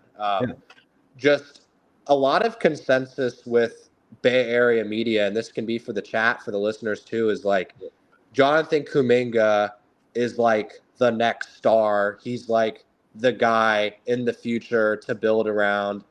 And even me and JD were like, he's good, but he's not like superstar, like gonna take over the Warriors. I don't know. That's just like, I'm curious what fans think about that, because we don't really get a lot of that, but a lot of fans seem to love Kuminga. A lot of Bay Area media seems to love Kuminga to the point where they think he's a superstar. But I know me and JD are always kind of chopping it up during the game. Like, this guy's good, but would you take Jonathan Kuminga, or would you take like Keegan Murray? That was a question we like talked about, and we were like, me and JD were like, probably Keegan Murray, but I don't want to disrupt the Warriors fans. But that's something me and JD talk about a lot. That's a fair question. Yeah. I think to me, Kuminga's athleticism and his ability to drive the ball and get to the free throw line, along with the fact that he's on a cheap contract for these next 2 for this season and next season, and then you basically control his contract for the next 4 years. And kind of the unique position of having a player like that so young. I mean, he's going to be 27 in 2030. You know, that's so. I get Keegan Murray, but how do you get? I mean, unless you're trading straight up one talented prospect for another, it seems hard to find another player with that level of value along with the potential that he can reach on that contract with that level of control for the Warriors. So that's one reason that I'm very against Kuminga. I don't know if he's going to be Kawhi, but I know what he can do, what he, obviously the ceiling that you can see in him. And that's why getting draft picks right is important, I guess. It's because they're really, really valuable for like 8 years at least. You get to kind of control that contract. So that's say that one more time, Dean. So what's your overall thing on So I think he already helps now. Kuminga versus Keegan, I guess. Yeah. Well, I don't know how you get Keegan Murray though. You know what I mean? So No, we're just going theoretical, magical NBA 2K world where you would instantly replace JK or Kuminga. Which one? I think that's an awesome debate. Actually, I hate to do those comparison type things, but no, it drives home a point that Austin and the great John Dickinson, JD, is bringing up. So you go with, I'm going to guess you go with Kuminga because you have the bias towards our guys. You always have, Dean. Well, it's because we have him, and his potential is a superstar potentially, right? But I know that what he does is something that I'm not even sure Keegan Murray gets like to the hoop and to the line like that. And that we need that more than anything, man. We need someone to drive the ball to the hoop with the intent to jam on people. And we need that. All right. Really bad. We'll talk about it more. We got to let Austin go at some point, but I love that discussion, Austin. That we got to get together sometime. You and JD.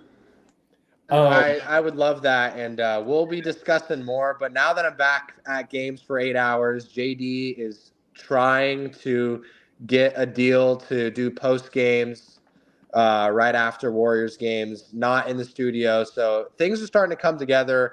We'd love to collab more, whether that's pregame, postgame, halftime. Like that's the vision, man. We're trying to grow Warriors as much as we can, and obviously, you guys are the outlet. I mean, you guys are awesome. The fan base, and I mean, I know you guys have a lot of our Facebook audience too, which we always be hitting hard because Twitter and Instagram are the obvious ones, but we're growing Facebook. And no, Rich, you're always a pleasure to talk to, man. I'm always sorry if I don't respond sometimes. Sometimes I'm at the games setting up cameras, and no, it's great, man. Thanks for having me on, and I'll be there tomorrow. So if you just want to text me a question, shoot one over, man, and I'll do my best to give you an answer. And soon, even maybe tomorrow, but soon we can try and do something consistently before halftime, post game, just 5-10 minutes, something.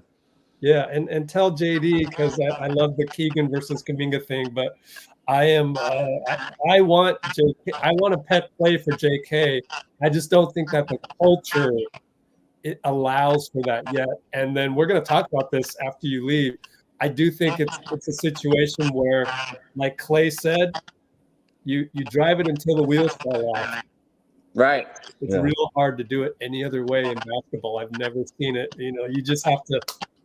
The wheels have to come before you start giving pet plays to JK. It just does.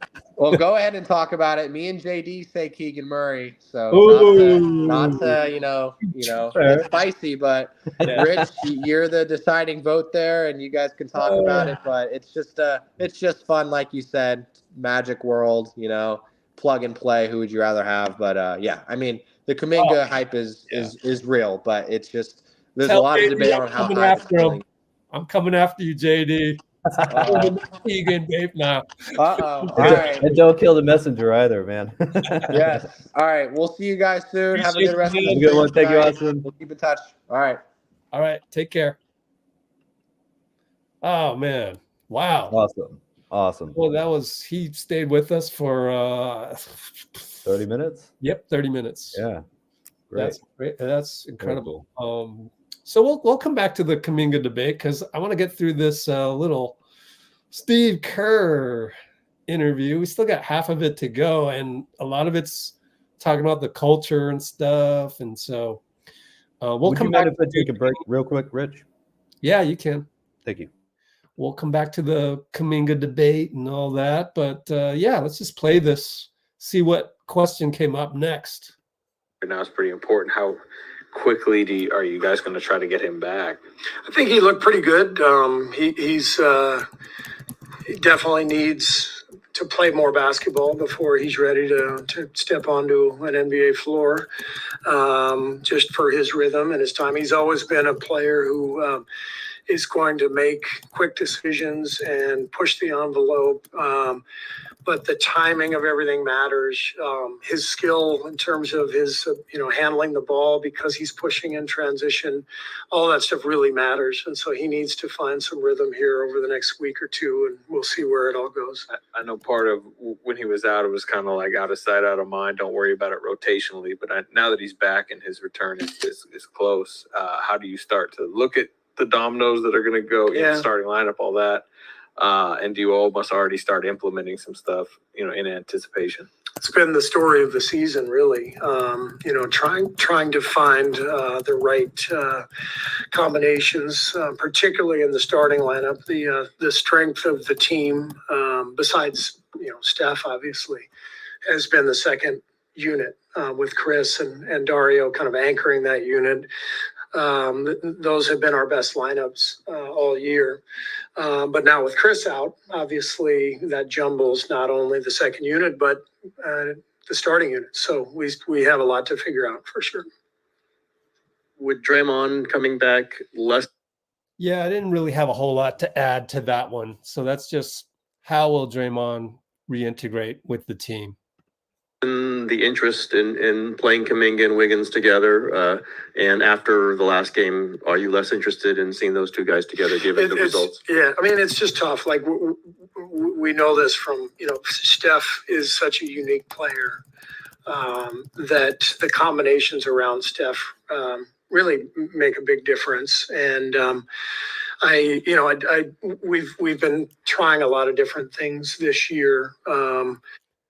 That is one of the biggest quotes of the year. The combinations around Steph. That's the whole paradigm. That's the whole paradigm of the Warriors. The combinations around Steph. You got to really understand that. If you don't understand that, then you're just going to be mad all the time because JK to have his own pet plays all the time.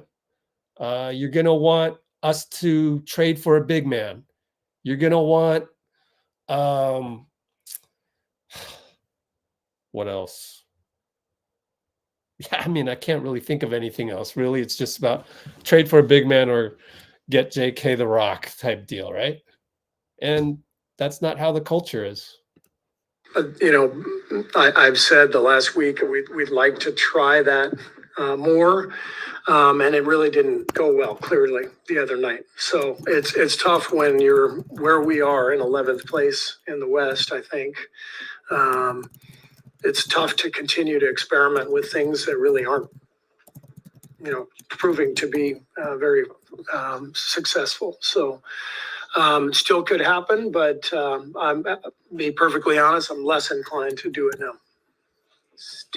So he's less inclined to do the Kuminga-Wiggins combination, and it's always about combinations. And I look back when I used to coach, and I'm like, man, if I had 82 games, yeah, I would totally try combinations here and there and just find the best two-way squad that I can. And that's exactly what Steve and the coaching staff is doing nearly every game. So people get all up in arms about, the rotation's horrible, fire Kerr and this and that. Well, first of all, I'd like to see you do it over a 48-minute span as well, which is much harder.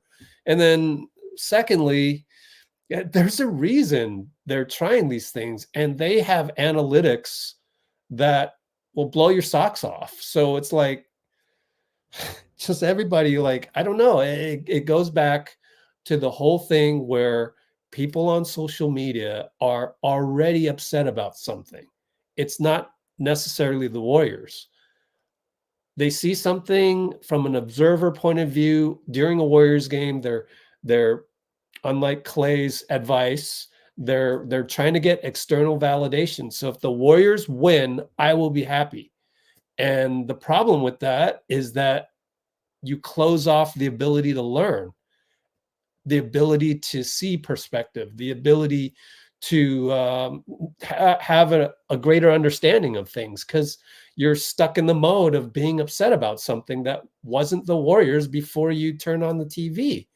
And then that happens and you just the people on social media refuse to open their minds to that.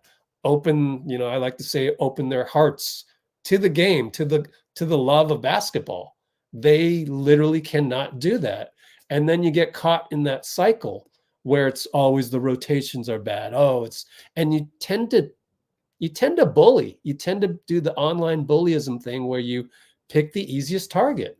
What's the easiest target? What thing can't be slapped back in your face? Steve Kerr. You can't, Steve's not standing in front of you explaining, oh, but I did this because of this and because of that.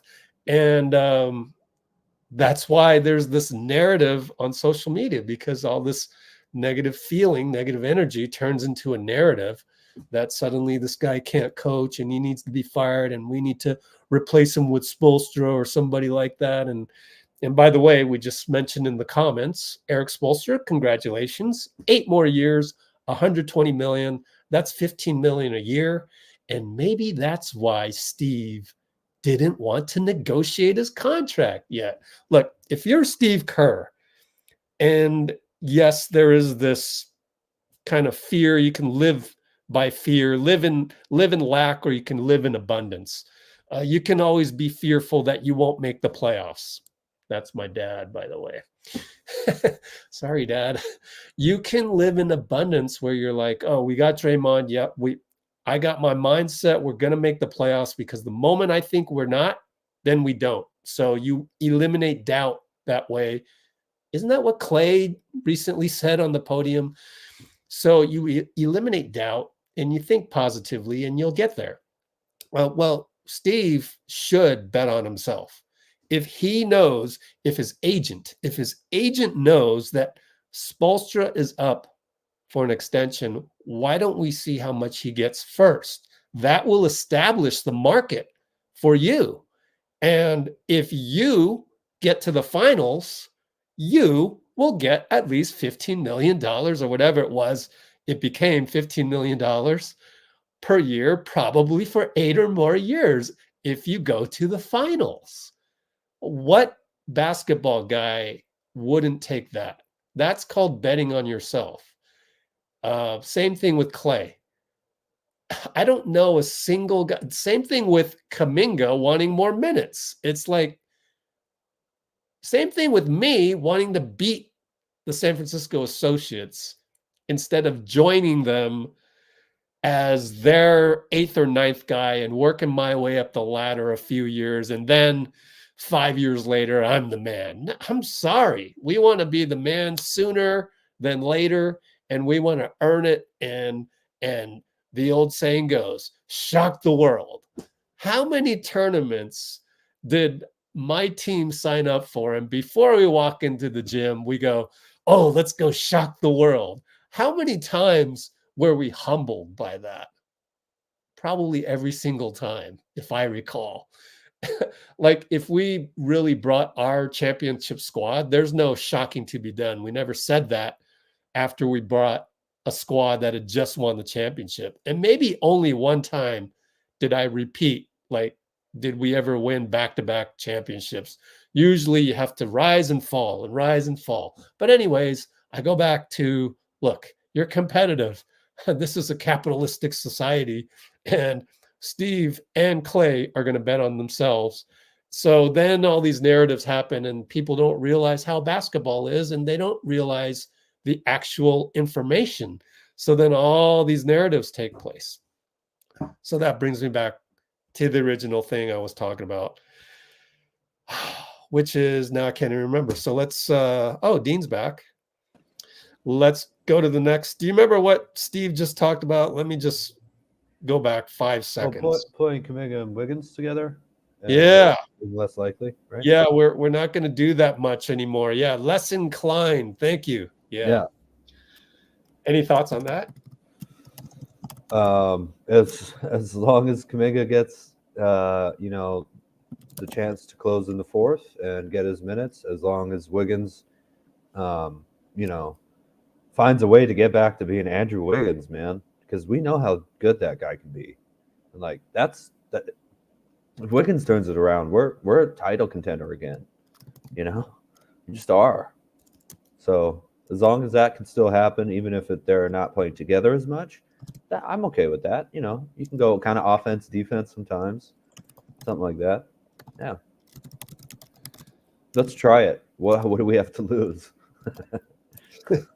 Let's try Wiggins and Kuminga together, because it doesn't sound like he's let's try, switching them back and forth for one another. Rather than right. Whoever plays better, probably. Yeah. Man, I wonder. We should I think that's the last time he talked about Kuminga. Really, I think I want to just again harp on.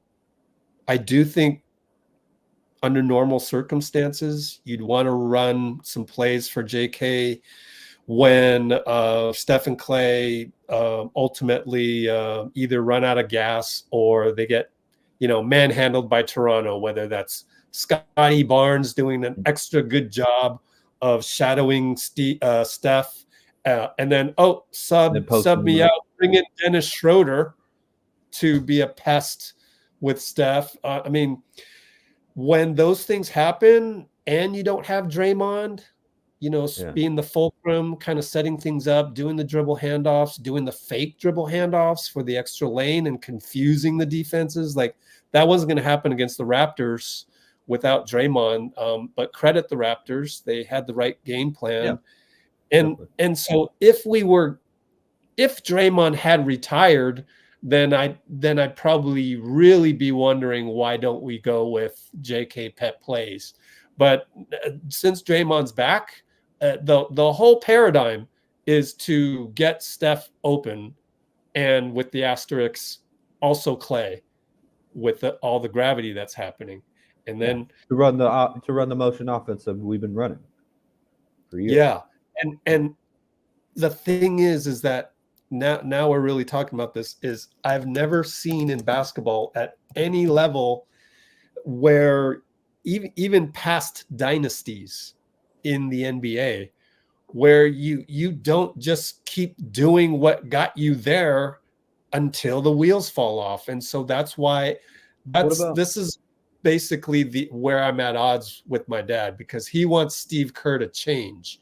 I'm like, well, let Steve be Steve, but also in basketball, have you ever seen a paradigm shift in the middle of a paradigm? No, you kind of just. Well, I think the 2013 and 14 Spurs did that though.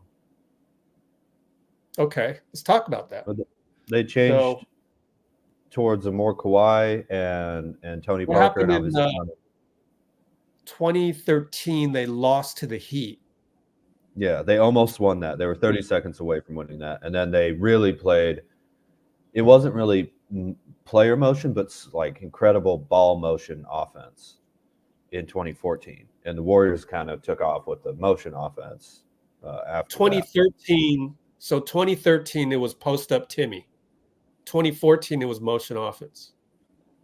Well, 2013 though, they had already transitioned away from Tim Duncan being, the 2007 Tim Duncan type that you would think of. Okay. And what about more going toward 2013 was again a lot of Tony Parker, Manu Ginobili, and Kawhi. It was a much more perimeter focused thing, and Duncan was playing center. Traditional.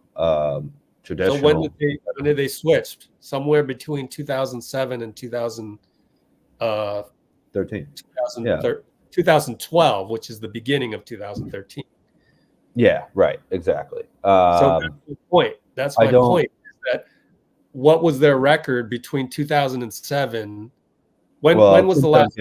Tim Duncan never missed the playoffs, and he averaged like 70% winning in the regular season or something throughout most of his career. So it's that maybe they didn't have the playoff success that they were looking for, though. Yeah, 2008 they lost to Kobe in the conference finals. So 2007 was their last championship before 2014. Yeah. Or no? Mm-hmm. Yeah. Wow, 7 years. That's nuts. Yeah. Yeah. So I think my theory is still alive in terms of like they had to experience hardship with the previous paradigm, and then they switched over to Kawhi, and then they went back up the mountain. And I just feel like we are destined for that because we are destined for it. That's just how it is. You go until the wheels fall off, until that it doesn't work. I think this would be 2000. JK yet, but go ahead. I just want to point out, I think this would be 2011 in terms of age for Steph Curry and Tim Duncan, somewhere around there. So Tim Duncan was about as old as Steph Curry in 2011 as Steph is now. Okay. So just an interesting little point, I think, on that. And so that's the thing. And again, I just feel like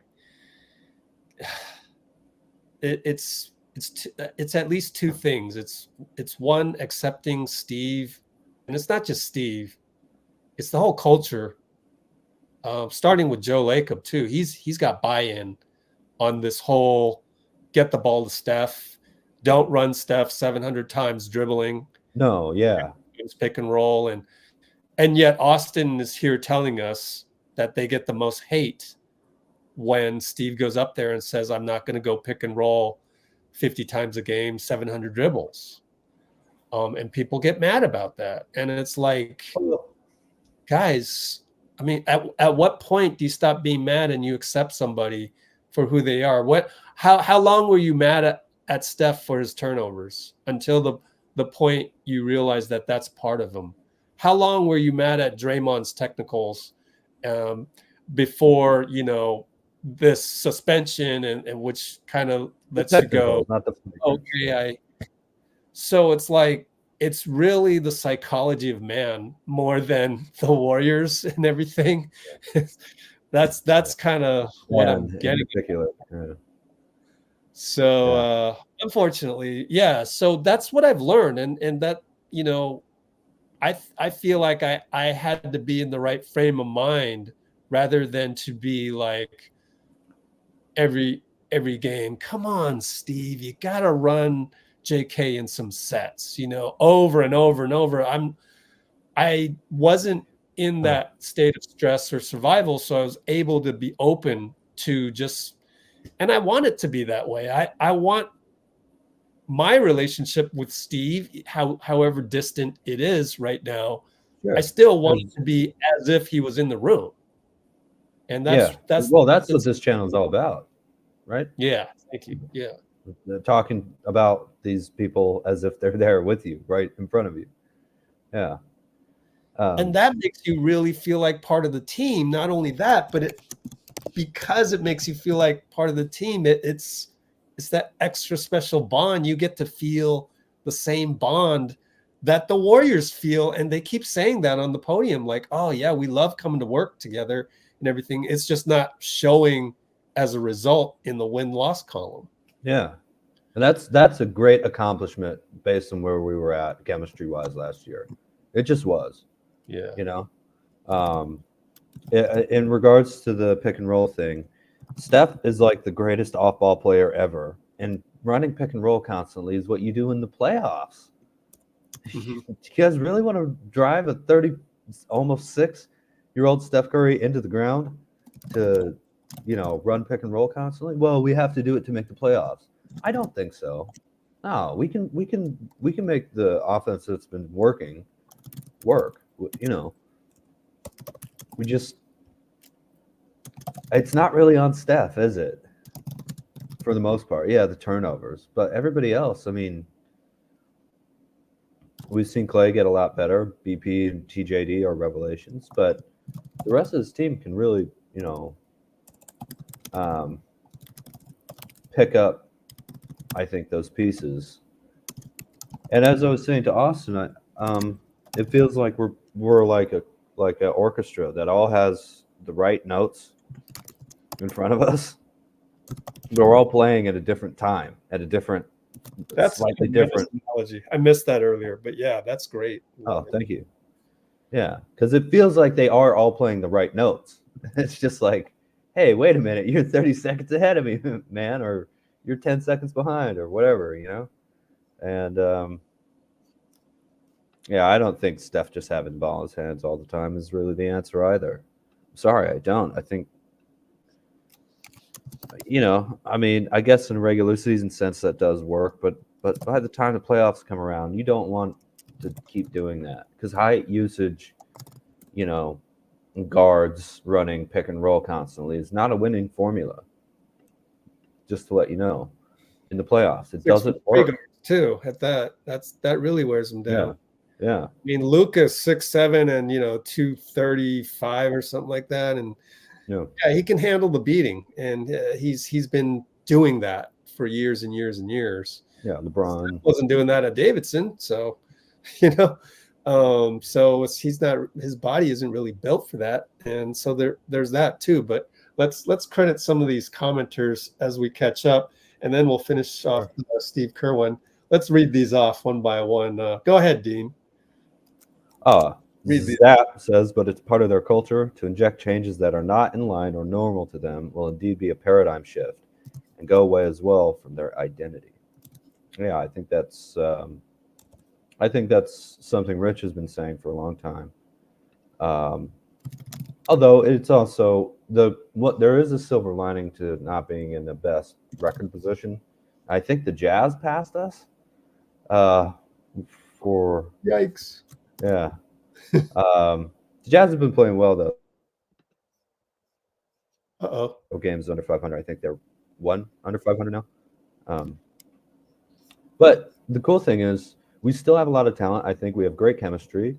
Draymond coming back gives us a lot of versatility on both sides. So let's just have fun and let's experiment. Let's not act like we're the defending champs because we're not this year, man. No, like not even close.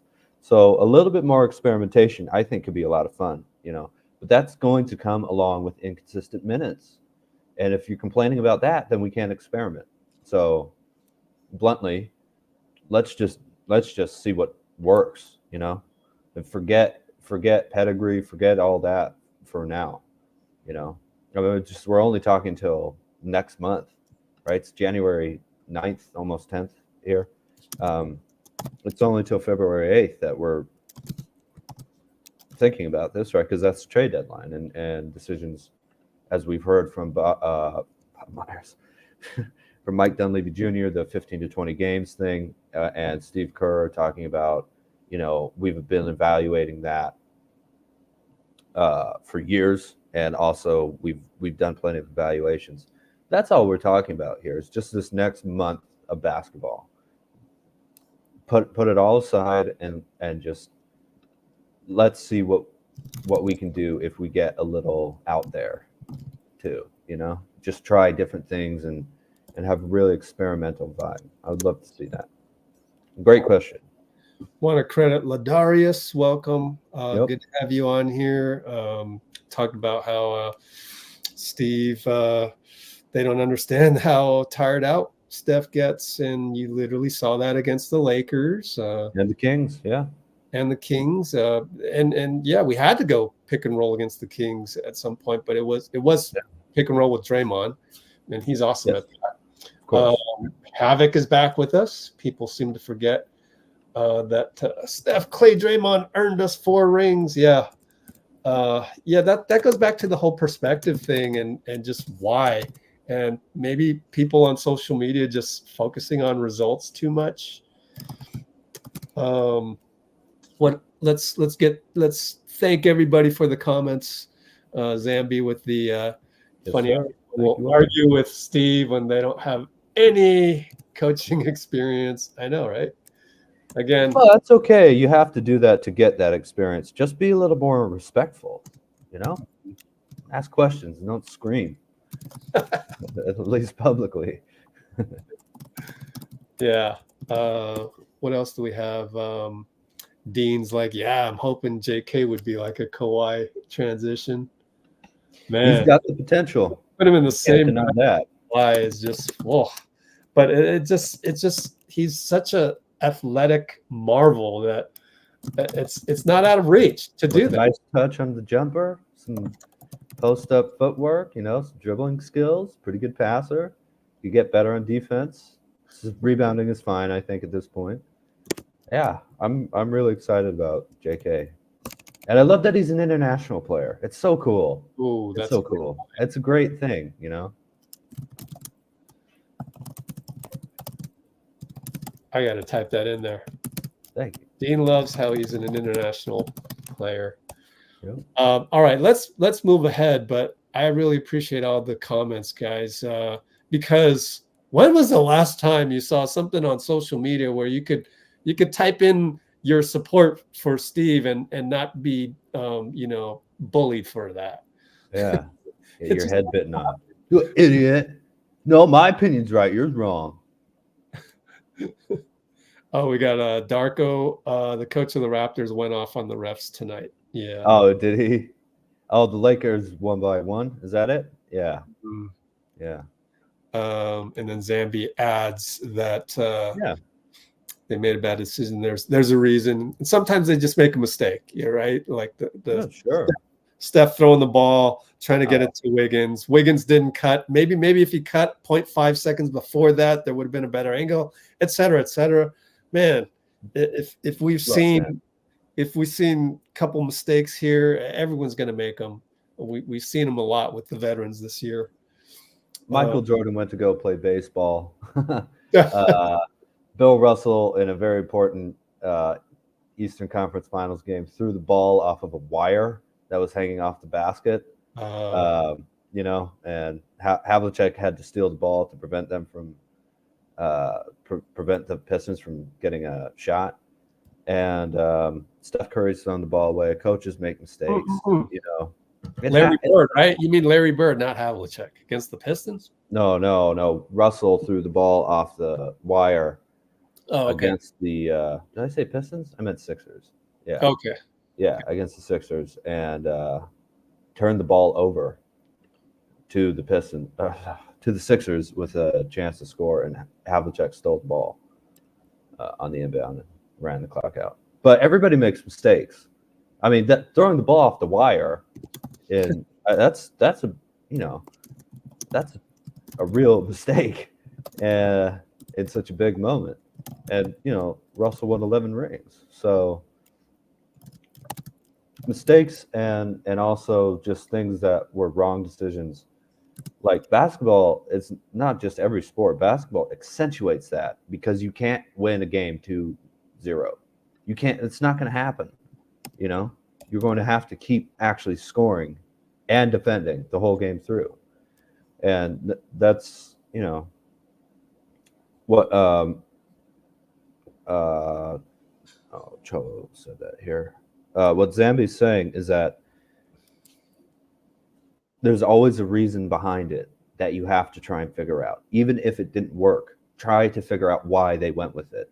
Because most of the time saying, I don't know, they're just insane, is not the right answer, And I think that's a very important point.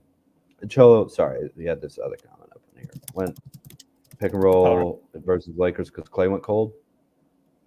Mm-hmm. Yeah, I think also Jordan Poole wasn't providing that third scorer, perimeter scorer, because of the hurt ankle, especially very badly swollen ankle. I think that actually really affected Clay because he was playing great with JP that whole season, and with JP not providing that same punch, Clay wasn't getting the same looks that he was accustomed to during last regular season. Awesome. All right, let's finish out Steve right here. Yep. It still could happen, but I'm be perfectly honest, I'm less inclined to do it now. That was JK Wiggs. Steve, you talked about defending everything you guys have built over the last 10 years and nothing lasts forever. And Draymond on his podcast mentioned the thought of retirement. Did that come up in your conversation? And can you run us through like what that's like as these players kind of talk about the end? Obviously you're still playing, but Clay had mentioned something, you had a conversation recently. So just kind of that mindset that those guys are in, especially the big three. Yeah, I mean, without really talking about my own conversation with Draymond, I just think that my own experience as a player, when you get older and you start thinking about what's next, it's a very unique situation to professional sports where you're 33 years old and you're trying to figure out what you're going to do for the rest of your life. it's strange. I remember Phil Jackson used to tell us in Chicago that when an athlete dies, when an athlete retires, a part of him dies. And I didn't really understand it until I retired. And then I felt it. It's like part of your identity, part of your everyday ritual, routine. It just disappears, and it feels so bizarre. And I think as you get older and you're down to your last couple of years, you start to recognize this is coming, and it's a little intimidating. That puts a lot of interesting thoughts in your head. How am I going to handle this? What am I going to do? Some guys transition pretty well. Some guys struggle with it, but everybody thinks about it. And, every other or most other careers, you're not thinking about this until 62. In the NBA, you're thinking about it at 32 and or even younger, and so it's not easy for these guys to go through it. On the topic of defense that you mentioned before, Hold on. there's a mix of defense is heart and hustle, and just how much you want it. My bad. There we go. I wanted to just mention something on the. I just wanted to mention something on the retiring thing, and then Steve's anecdote about Phil Jackson saying that when you retire, a part of you as an athlete dies. And I remember when I had to quit playing basketball, kind of cold turkey, but it was a combination of things. Number one, I had I've said this story before. I had like double Achilles heels soreness after playing pickup for an hour. And that prompted me to want to not take any more chances, especially running the basketball leagues wasn't going to be, super profitable forever. And AAU was taking over. They were taking over our gyms, and I was facing competition from other leagues, other Asian leagues. So it was a scary time, and it was like, boy, if I do get injured here, I'm not going to be able to handle those medical bills. So I got to be really careful. And but that's when Let's Go Warriors started. And so it's funny, right? Like, I never actually felt that. I was able to sidestep that because my need for the ball to go through the hoop and just see that swish, or make buckets, or be in an environment where my team was winning a game, or just the thrill of going to a rec league game for an hour of your day, being with your teammates, and just seeing if you can pull out a win. That had to be replaced fairly quickly. So thanks to the Warriors, thanks to Raymond Ritter for giving me a chance, thanks to all the people that gave Let's Go Warriors a chance in the beginning, thanks to my parents for their support in their own ways, and feels like I was lucky in that I could go to Warriors practice nearly every day. And instead of me going to some gym and putting shots up, I would watch Steph put up shots and make a ton of them and swish, swish, swish. And I'm there just in amazement. And then in the far court, it's Klay Thompson. And oh, by the way, for 3 years, we had Kevin Durant. I mean, it's crazy. It's crazy how things happen like that. And so I don't even know what to say. It's just like, again, serendipity, and you just keep going. Just don't stop and keep going, and somehow you'll figure it out. Find something that you're passionate about. Find something that you feel like you have a purpose, and that'll help you keep moving. And then things start to go your way.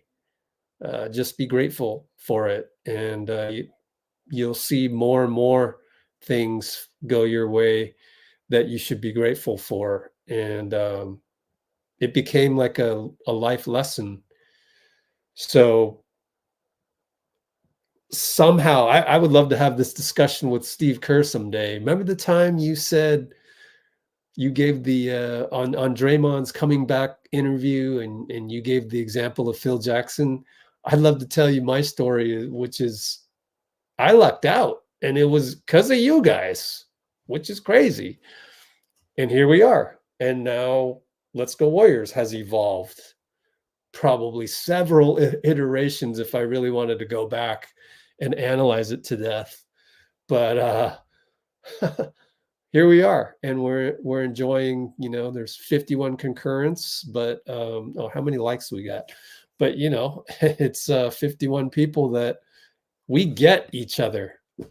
In this day and age, that's tough to do. And here we are. I could not have foreseen this. And so I think we're all lucky, and feels good.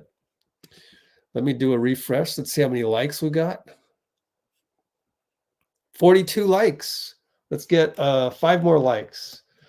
42 likes.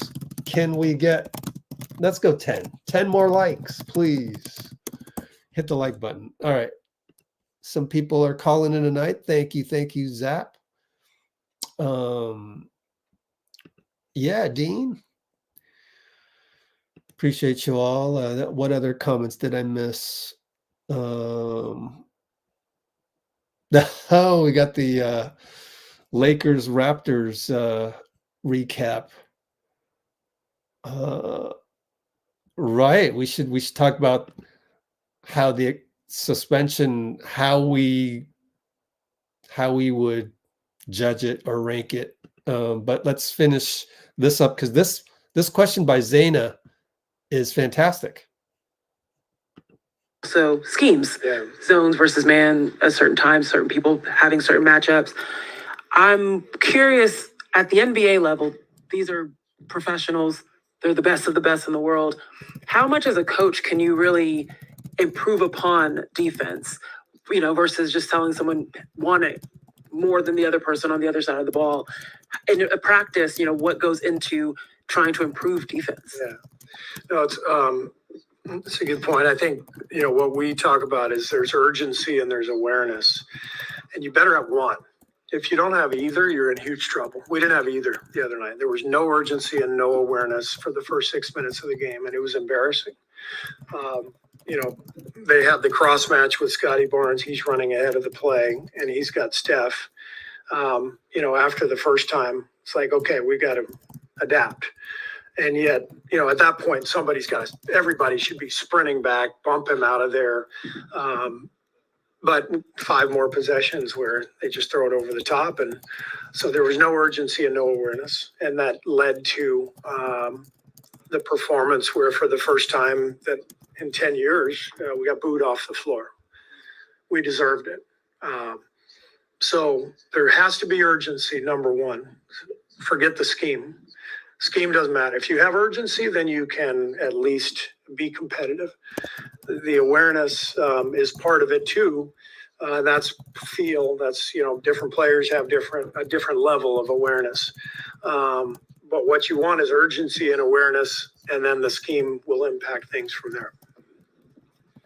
Steve, we've seen a couple of rough nights from. My bad. Hey, isn't that awesome? Urgency versus awareness. And yeah, for whatever reason against the Raptors, it was paltry. But I do look back and I go, well, if I had Wiggins and Kuminga on my squad in rec league, you know, I would have yelled at them. But then there wasn't anything I could do about it. Yelling is just for your own negative satisfaction. Like, that's how I was. I was a fiery guy back then. I'd yell at them, but that's not the way to get through to them. And I don't know that there was a way to get through to them unless you call timeout many, many times. And I'd love to sit down one day with Steve and go, why don't you just call more timeouts? Why don't you do one where call timeout and just take out the 5 starters and those kinds of stomp your feet type statements or whatever. And you know, he might even say, oh, okay, yeah, maybe you're right.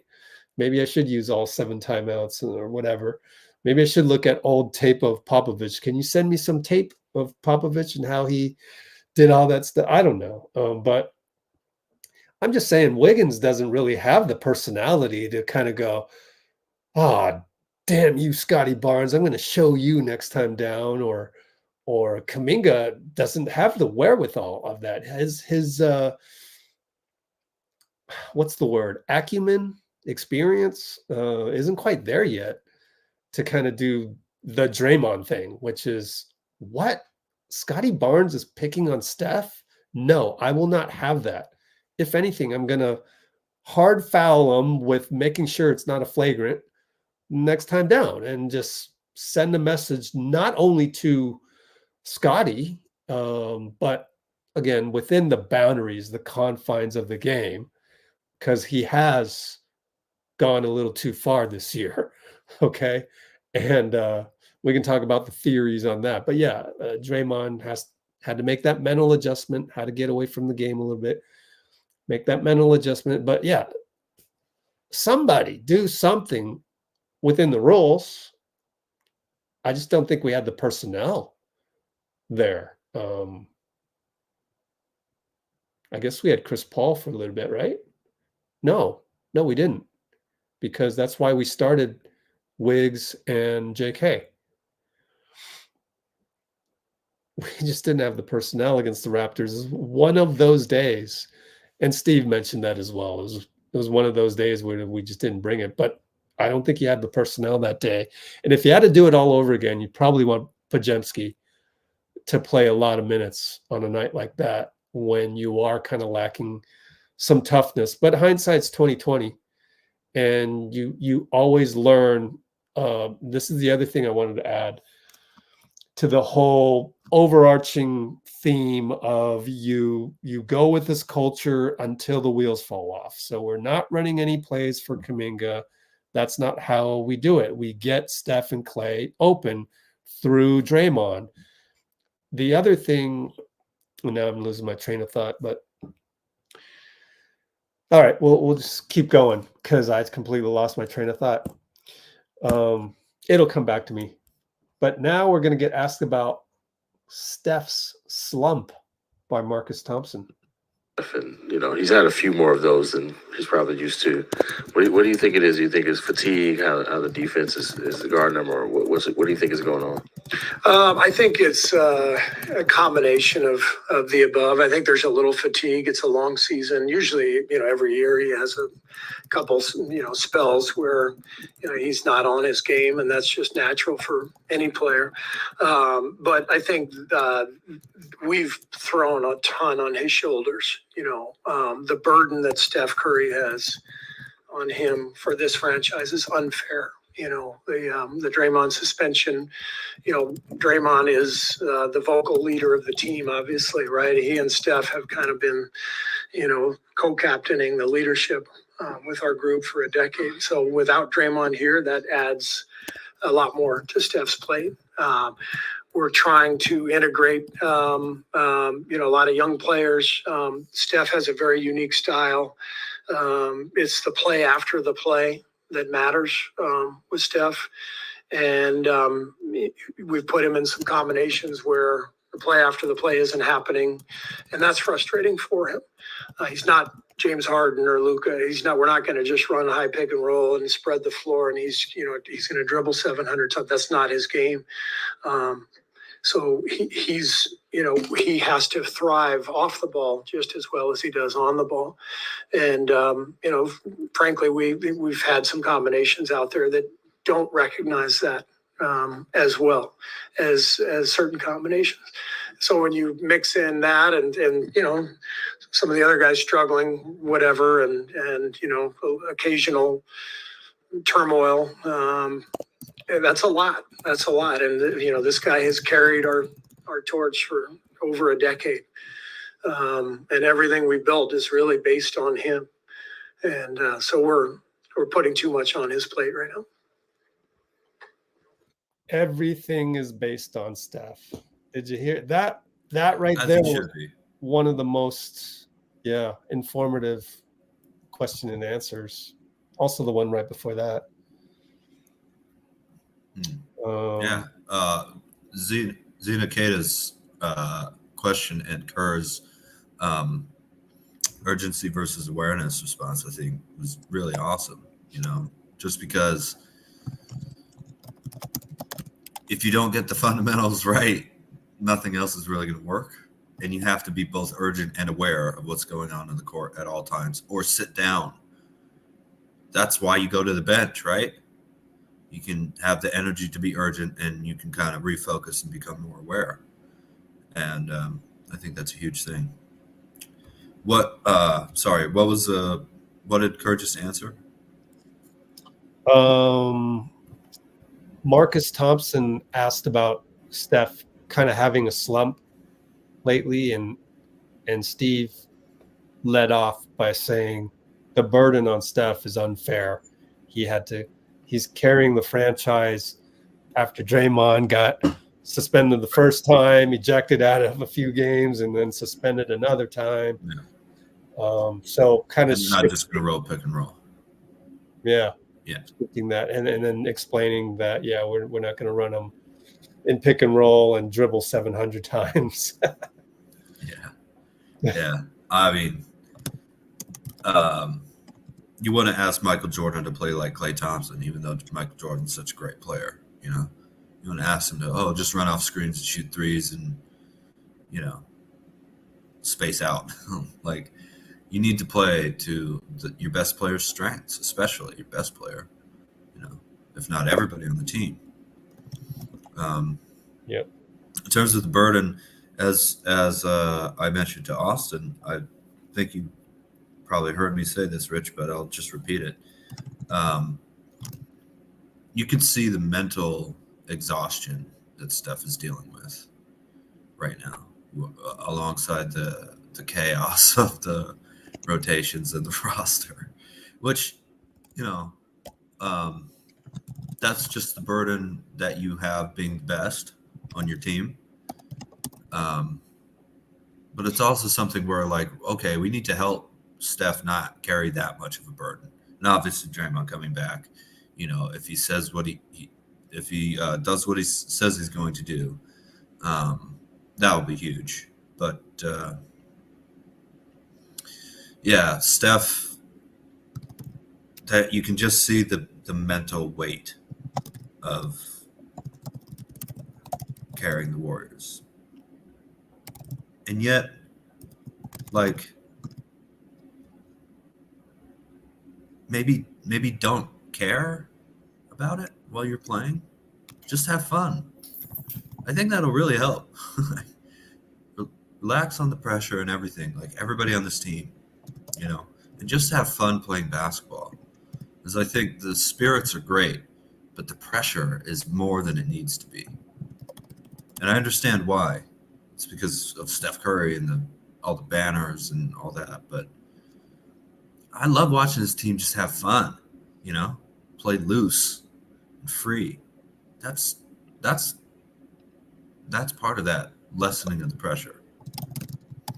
And Draymond is going to, you know, when you say playing loose and free, I immediately picture him bringing the ball up, getting to, you know, the top, or even the wing with the dribble handoff, or you know, so many different options. Right. So, yeah, I love how, you know, once you said that, I immediately pictured Draymond bringing the ball up and doing a whole host of different things he can do. Yeah. Let's look at Dean Agon's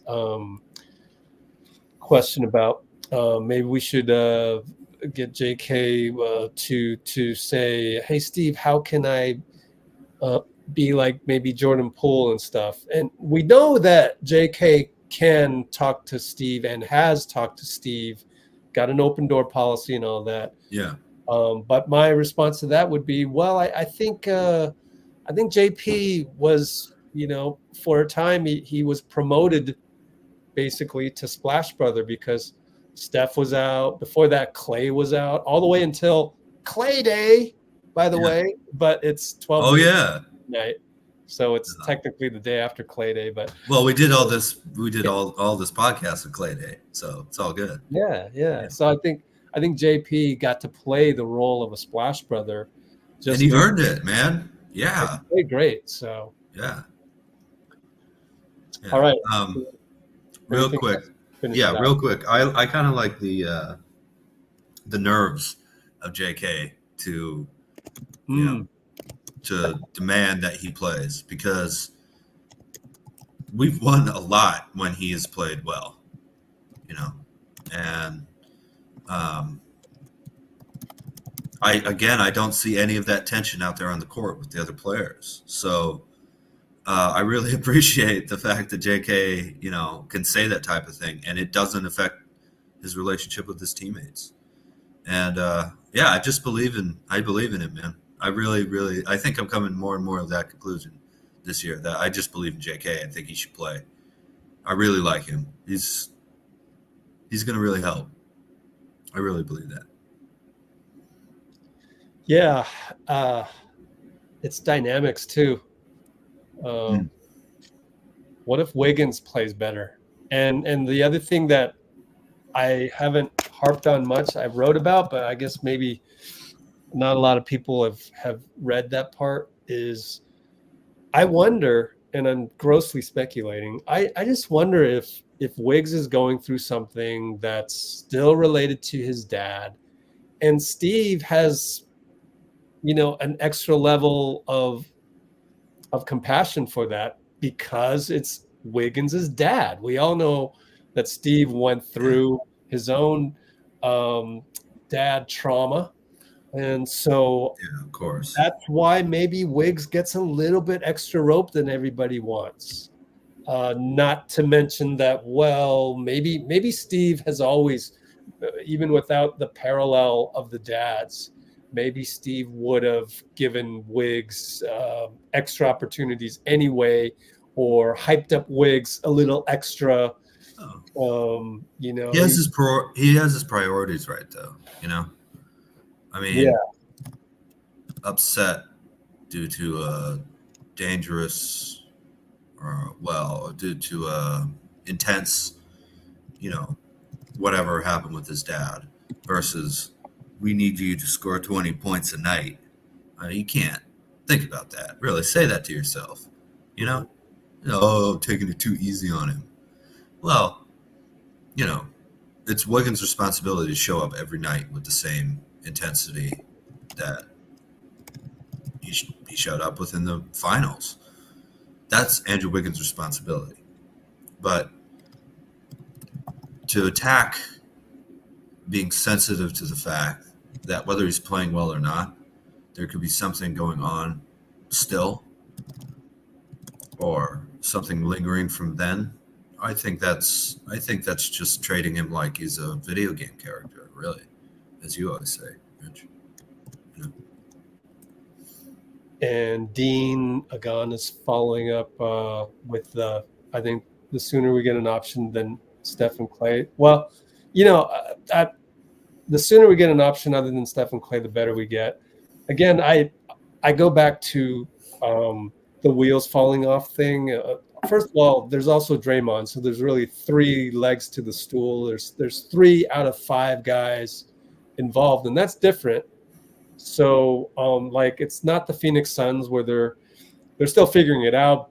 Beal's been injured, but so far it's been trade-off between whoever's healthy, KD and Booker, or you look at the Lakers, everything's revolved around LeBron and AD, and usually it's a 2-man game going on, Lillard and Giannis, where Warriors are so different in that our stars, and that's what makes our salary cap a little bit more difficult.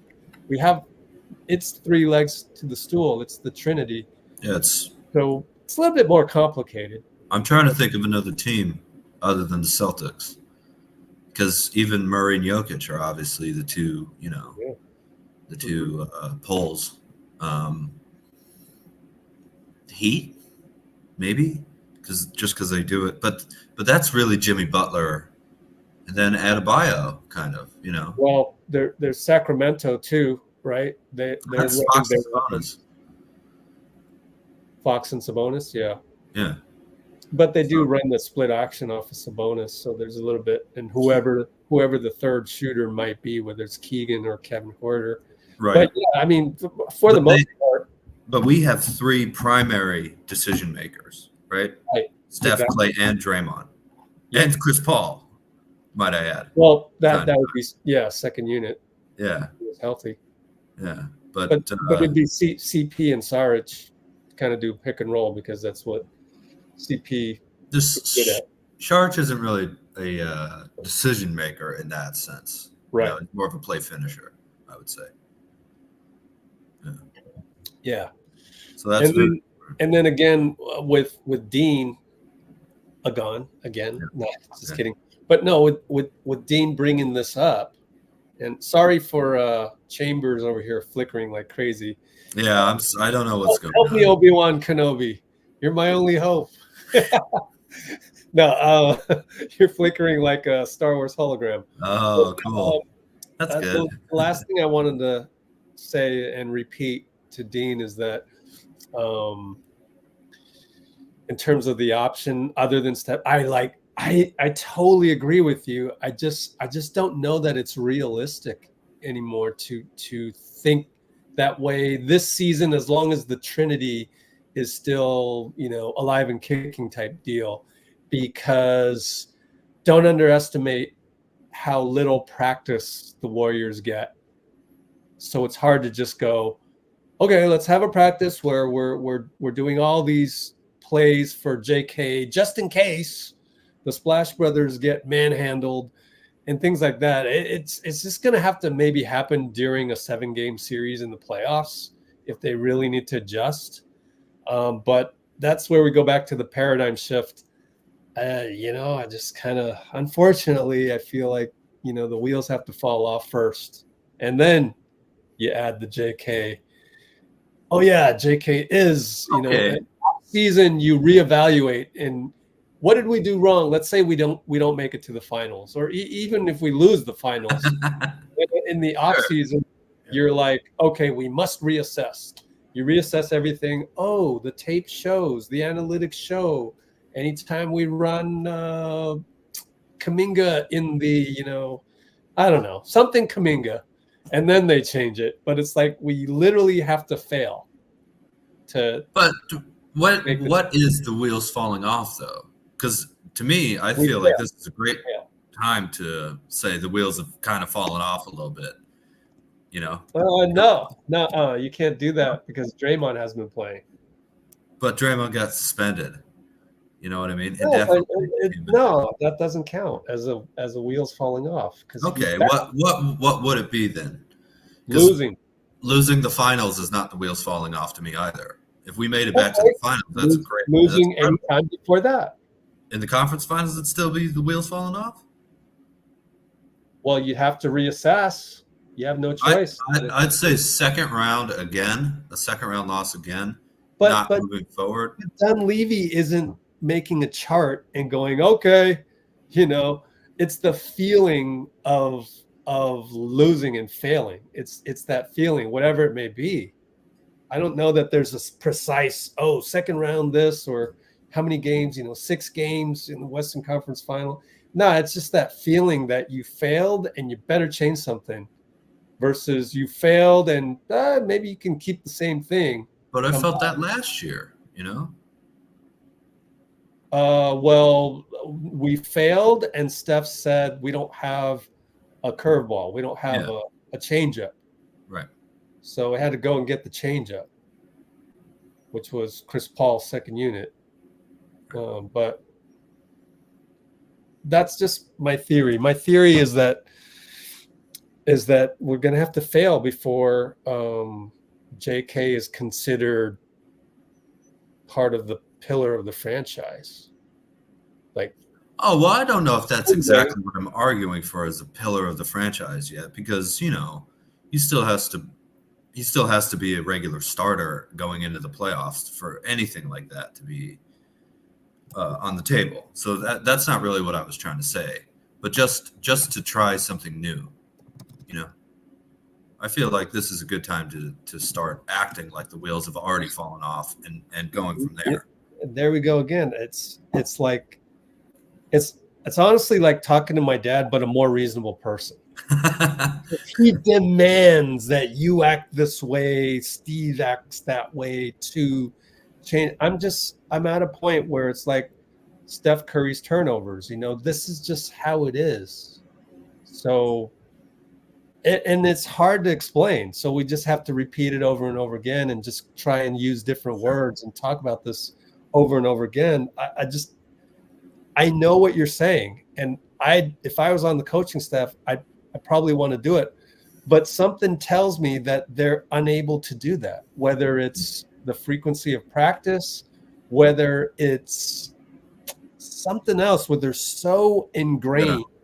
They're so ingrained in getting the ball to Steph or Clay through Draymond's organic style that doing what Dean Agon is saying and what you're saying, doing what both Deans are saying, actually what I'm saying, I would love to do this. I just figure there's got to be a reason why they just can't do it. So that's very interesting to me, because I think actually that's a much better point to be made, Rich, if I might say so. It's not so much that, no, you just keep going, get Steph or Clay open through Dray, but that the momentum of everything that they've been through makes it hard to change that. Not that we shouldn't, but that it's just extremely difficult to do it. And I definitely see that much more than like, well, let's just stick to it, it'll work out. But just like it's really, really, really hard to add anything other than that unless they're like Kevin Durant. Yeah, I can definitely see that. There you go. Yeah. But I probably have more of the wheels falling off kind of thing, which I almost want to say is just a mentality of basketball, a mentality of super hyper competitors type thing, where there's an element of that to me where Steph, Clay, and Draymond don't want to change until it's proven that doesn't work anymore type of deal. And implementing JK into that mix is almost like saying, oh, that doesn't work. So we won't even talk about it. You would have to do it. He's earned it. Really? Yeah. So it's tough. It goes back to the bottom line that it is super difficult. And we may disagree a little bit on that, the quote unquote wheels falling off type thing. But bottom line is, I think that the difficulty of the team doing it rather than just thinking about it. Yeah, that's definitely something that, well, they're going to have to address throughout the rest of this season for sure. And just figure out a way to deal with it, I guess, or and by Kuminga not earning it, I just want to point out, like, his performance could earn it, but the resume, the acolytes, as you said, Rich, that's hard to like, no, I will be able to do it, trust me, versus I've already done it, trust me. That's a huge part of it too. Same with Moody. BP and Trace we love, but they're role players. They're not yet like run the offense through them. It's fill in little gaps that we need out there on the court.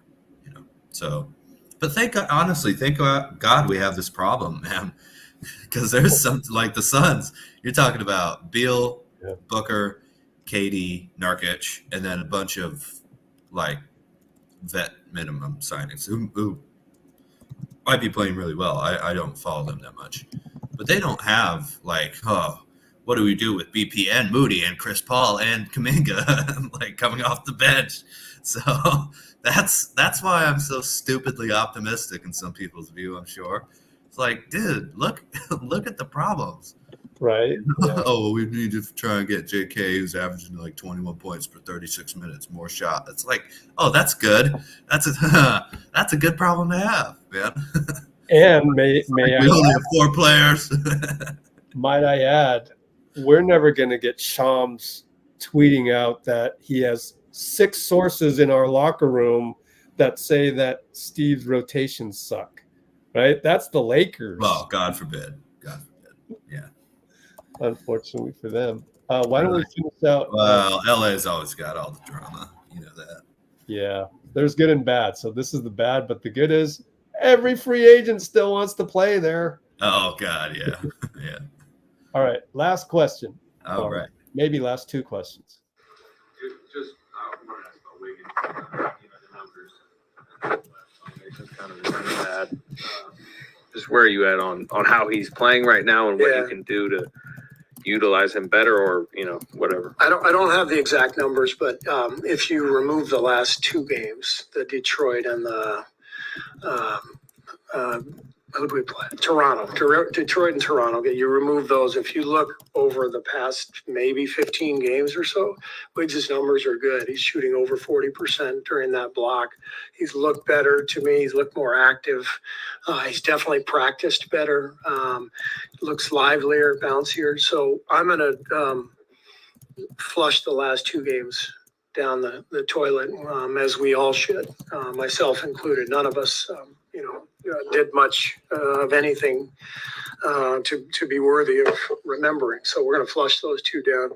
And I think Wiggs has been on the upswing. And I think the numbers would back me up. If I had a PR guy who could actually come up with that stuff, it would be helpful. But, it's been a rough go for everybody the last couple of weeks. Brett around? Brett's not here. Anyway, I think Wiggs has actually been a lot better. I think the numbers would show that. I believe in him. I think with Draymond, coming back soon, I think everything's right there for us to find our game and to find some momentum and find our team again. But right now we've gone astray for sure. That's it. Well, everybody, we made it. I wonder if Dean's coming back. Any other questions? Because that's basically it.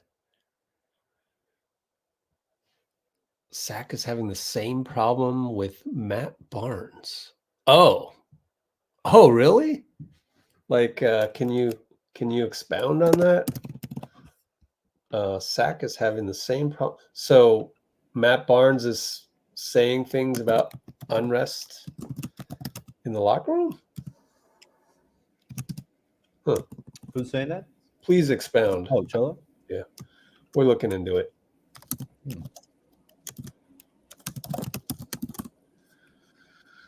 Wiggs is getting better. Yeah. Yeah. It's weird though, right? Because if Wiggs gets better and you're less inclined to play Wiggs with JK, then if Wiggs gets better, then JK will have less minutes, maybe. So I don't know. Oh no, he's saying Harrison Barnes. Sack is having the same problem with Harrison Barnes. Matt Barnes, yeah. Because Matt Barnes, well, the reason why I'm confused is because Matt Barnes is there. He's in Sacramento doing the color analysis on the TV. So it is Harrison Barnes. Yeah, I think they're saying there's he might get traded. Disquiet in the locker room, maybe. There. Yeah. Sorry, Harrison Barnes. Okay. Well, I mean, that they you know what? Interestingly, they also have a very deep team, right? Yeah. So a lot of young guys searching for minutes. Obviously, not the same pedigree that our core has, or even CP3 and Dario and GP2 and Moody Kuminga, who all have titles. But or made the finals. Sorry, but it's around trade deadline. That's a normal thing to happen.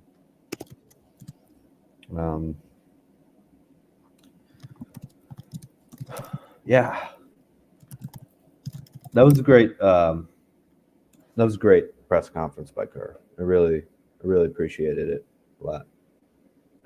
Him going into that level of detail, and knowing that the Draymond thing would be big news and kind of opening up and being more blunt about the team, and it's just really good. It's a really good feeling to have this kind of. Well, it's alongside Draymond, isn't it? That Draymond asking for forgiveness and apologizing, and being open about what he goes through, and Kerr kind of being candid. was a good word that I heard about the team. It was really, really nice to see today. It's been, yeah, what a great Clay day. That was awesome. Yep. So we'll be back tomorrow. Next live. Remember, early tip off. Really today. What is that? In 16 hours. Yeah. In about 16 hours, 5:15 p.m. live, 5:30 p.m. tip off, NOP at GSW. Let's throw that on the comments and maybe throw a little Just Us in the background here. I should be available too tomorrow. Oh, great.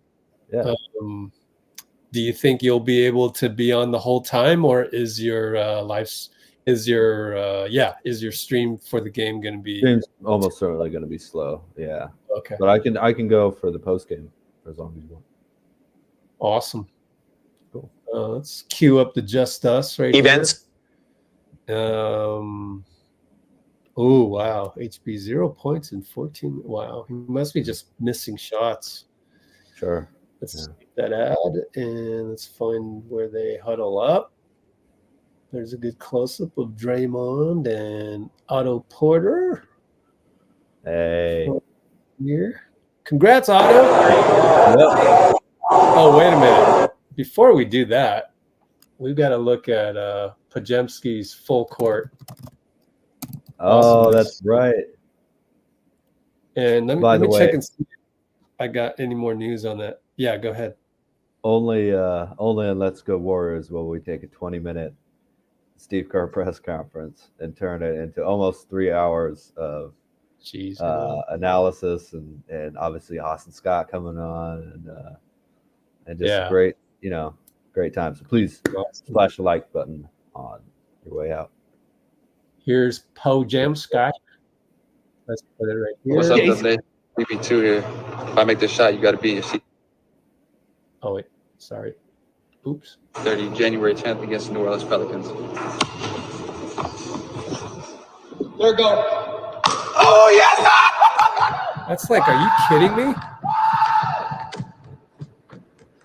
So on the IG version, I put, oh man, that's baby goat. That's young goat, because I've filmed Steph trying to do that full court thing so many times in Oracle. Of course, it was a lot more people around, and like he never hit that. Of course, he did in the fake video 5 times in a row, but it was really 2 out of 5 times. It turns out. Yeah. Steph told us with the Sports Illustrated marketing scheme. So we know Steph has done it. It's just amazing that Podziemski did it. And I did little bonus for those of you that stayed on. I did talk to just briefly through DM Podziemski's dad, John. Nice. And he told me, hey, go listen to BP throw the ball. He used to play baseball, and so the velocity on that. So he mentioned the velocity, and maybe we can play that again and listen What's up, closely. Nation? It's BB2 Listen here. to the If I ball make leave this his shot, you got to hand. be in your seats. 5:30 January 10th against the New Orleans Pelicans. There we go. It's hard to hear, but when you put it next to your ear and you play it like in Twitter or whatever, you can kind of hear the little zing of the ball leaving his hand. And so he mentioned that. And so, but I haven't heard from his dad since then. He's a little hard to get a hold of. And he said BP2 here, Dub Nation. Yeah. So I'm calling him BP2 from now on. GP2, BP2, CP3, JP3, man, SC30, DG23. There's a lot. KT11, yeah. And I love that he played baseball. If you find me a 4-year international college player who played baseball, that's my kind of draft pick, man. I remember reading somewhere in my notes, there's an article out there where his dad said that Brandon, he stopped playing baseball. Do you know why, Dean? I think I might have heard this, but I don't remember what it was. It wasn't challenging for him anymore. he needed the challenge, so he started picking up basketball instead. Isn't that crazy? Yeah, he seems a little hyper, so I can see why baseball was a little slow. For a great of a sport as it is. Yeah, I can see why running up and down the court and jumping for rebounds and dunks would fit with his personality. Yeah. Yeah. All right, so we're gonna do the Just Us. Yes, sir. Here we go. And Otto's in this picture. Okay. Congrats, Otto, on the ring. And then by the way, Chris Boucher, you can find it on social media. Chris Boucher did an Instagram story of Otto just on the airplane, on the team plane, staring at his ring. And Boucher's like, yeah, I remember when I got the ring, in 2019. Right. Yeah, that's what you do. You just stare at the ring. So I love that it rotates in the base. I forgot about that. I remember you can flip it open to see the blue inside with the number of championships you won. I forgot that it spun on the base of the ring carrier that it's in. Yeah, very nice. Well, before we leave, DV has one last question. Go ahead and read that, Dean, and then answer it if you can. Oh, DV's asking, Rich, you did come back to my question about the Draymond suspension length. Fair or foul in hindsight? I heard you were kind of wrapped up and I'm minutes behind, so throwing that out there with some smiley faces. What do I think? Since I love that it was indefinite, because as Draymond mentioned, either in his they're starting to get mixed up in my head, but it's either in his presser today or in his podcast that he released yesterday night, I think, that a part of it was, coming back when things were right for him, and the NBA and the Warriors also coming to that agreement together. So he praised, I got to let you know, Rich, he praised Adam Silver for I heard that. Who really cares about the players and wasn't trying to punish them or make an example out of them, which, obviously is a little bit more the way Stern acted. I really don't know about the commissioners before that, but if you did. Huh? I'd be shocked if you did know anything about Larry O'Brien. Well, I know the name, but I don't remember, I don't look up what. I guess there was a lot of cocaine problems in the league before Stern took over. So I'm sure they had different responses to that, like zero drug policy stuff. But okay.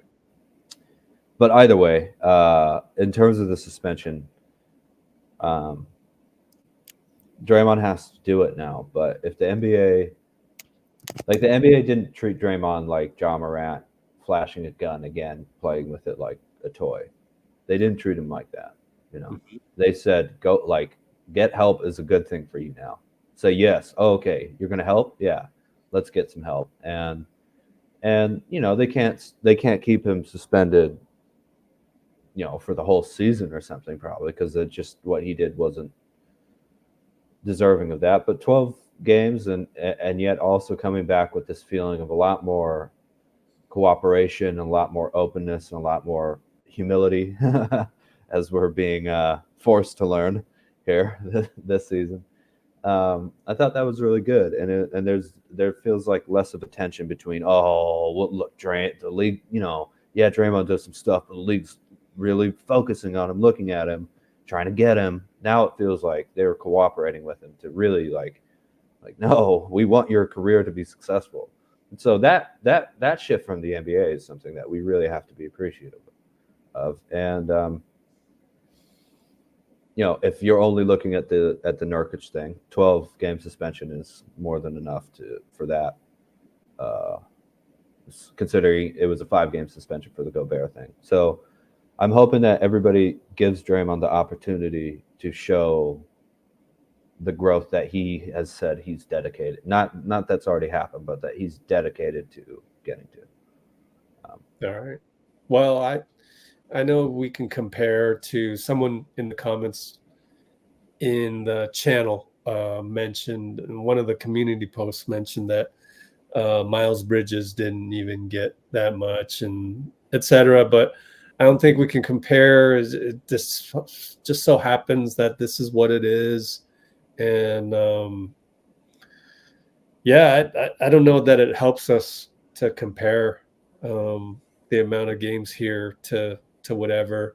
And I did want to say that I did a little mea culpa on Instagram, so I'll do it here as well. Is that I said that I reposted the Draymond Show's own posting of Draymond saying that Adam Silver convinced him not to retire, and I was frankly surprised by that. So I said, okay, I'm going to adjust my thinking on Adam, and we'll go from there. Yeah. But I still do think there's some missed opportunities on kind of just certain, I think, views of the game of basketball that I still differ from Adam on. And yeah, That's fine. anyway, But give him credit where credit's due. agree on Right? everything. Yeah. Yeah. So, like replay review still, I think, is messed up. And there was the Jaylen Brown, the one where it was called a foul and they reviewed it. It wasn't a foul anymore, and the Celtics lost or something like that. And I saw the foul on Jay. It looked like a foul to me, but that it's just like, where's the part where you go back to that'd be a ridiculous call on the playground in the pickup game? And I just don't think that Adam Silver is equipped to handle those things.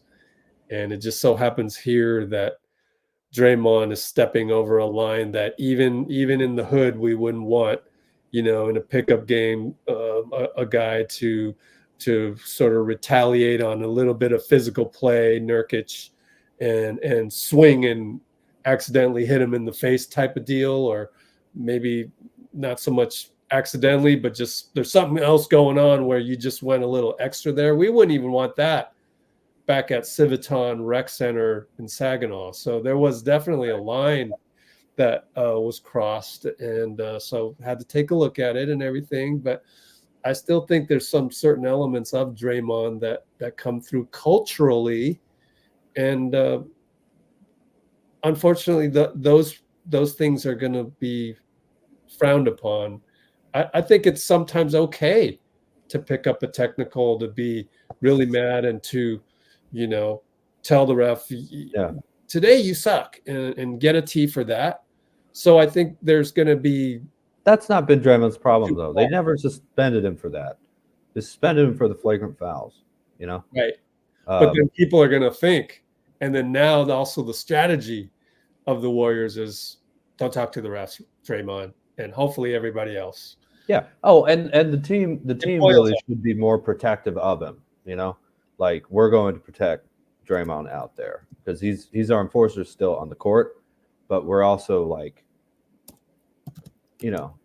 that's the guy you run to and like start like, hey, come on, like, let me talk to him about it. Got to point out two more things. Zap just gave us our 50-second like, so we made it. Thank you. Cool. Thanks. Yeah. And I got to ask DV said that BP's dad was on a podcast. Which one? No, I know which one it is. Let's not. Okay. You guys want to know where stuff is? Just email me. I'll tell you. But Okay. I don't want to do free advertising for everybody else. Okay. Because they're not doing it for me. Yeah, that's fair. That's definitely That's fair. the thing. Like, they hate me. They still hate me. I don't know why. But nobody ever says, oh, you should go listen to Rich. Nobody ever says that because of my history with so many people. And I don't know what it is. But whatever it is, Fair enough. it doesn't end up that way. But if you want to know where, just ask me by email. I just don't want to do free advertising for Fair anybody enough. until they do it for me. Yeah. If they do it for me, then I'm more than happy to. Just like Austin Scott, obviously he's with KNBR, so he's on here. Of course. Go ahead and talk about your post-game show and whatnot. Even though the other day I didn't mention this I didn't want to, but like there was somebody that said, "Oh, you're better than KNBR," and that was just kind of a little inside joke that we had. Yeah. Yep. I remember that. Very cool. 3 hours, Rich. Yeah. Thanks, I guys. was saying this is a long kiss goodnight. Oh, wow. 30 seconds to go for 3 hours. Might as well get up there. Yeah. DVDV, all good. Never have to apologize on here. Multiple Zap accounts. Wow. All right. Yeah, so we'll see you guys back here. Let's scroll back up and find that next live stream. Hope I didn't miss any burning questions, but yeah, we haven't done the Just Us yet quite because I paused it right before to do these last few things, and 3 hours. Yep. Here we go. Thank you so much for being here, everybody. Thank you. All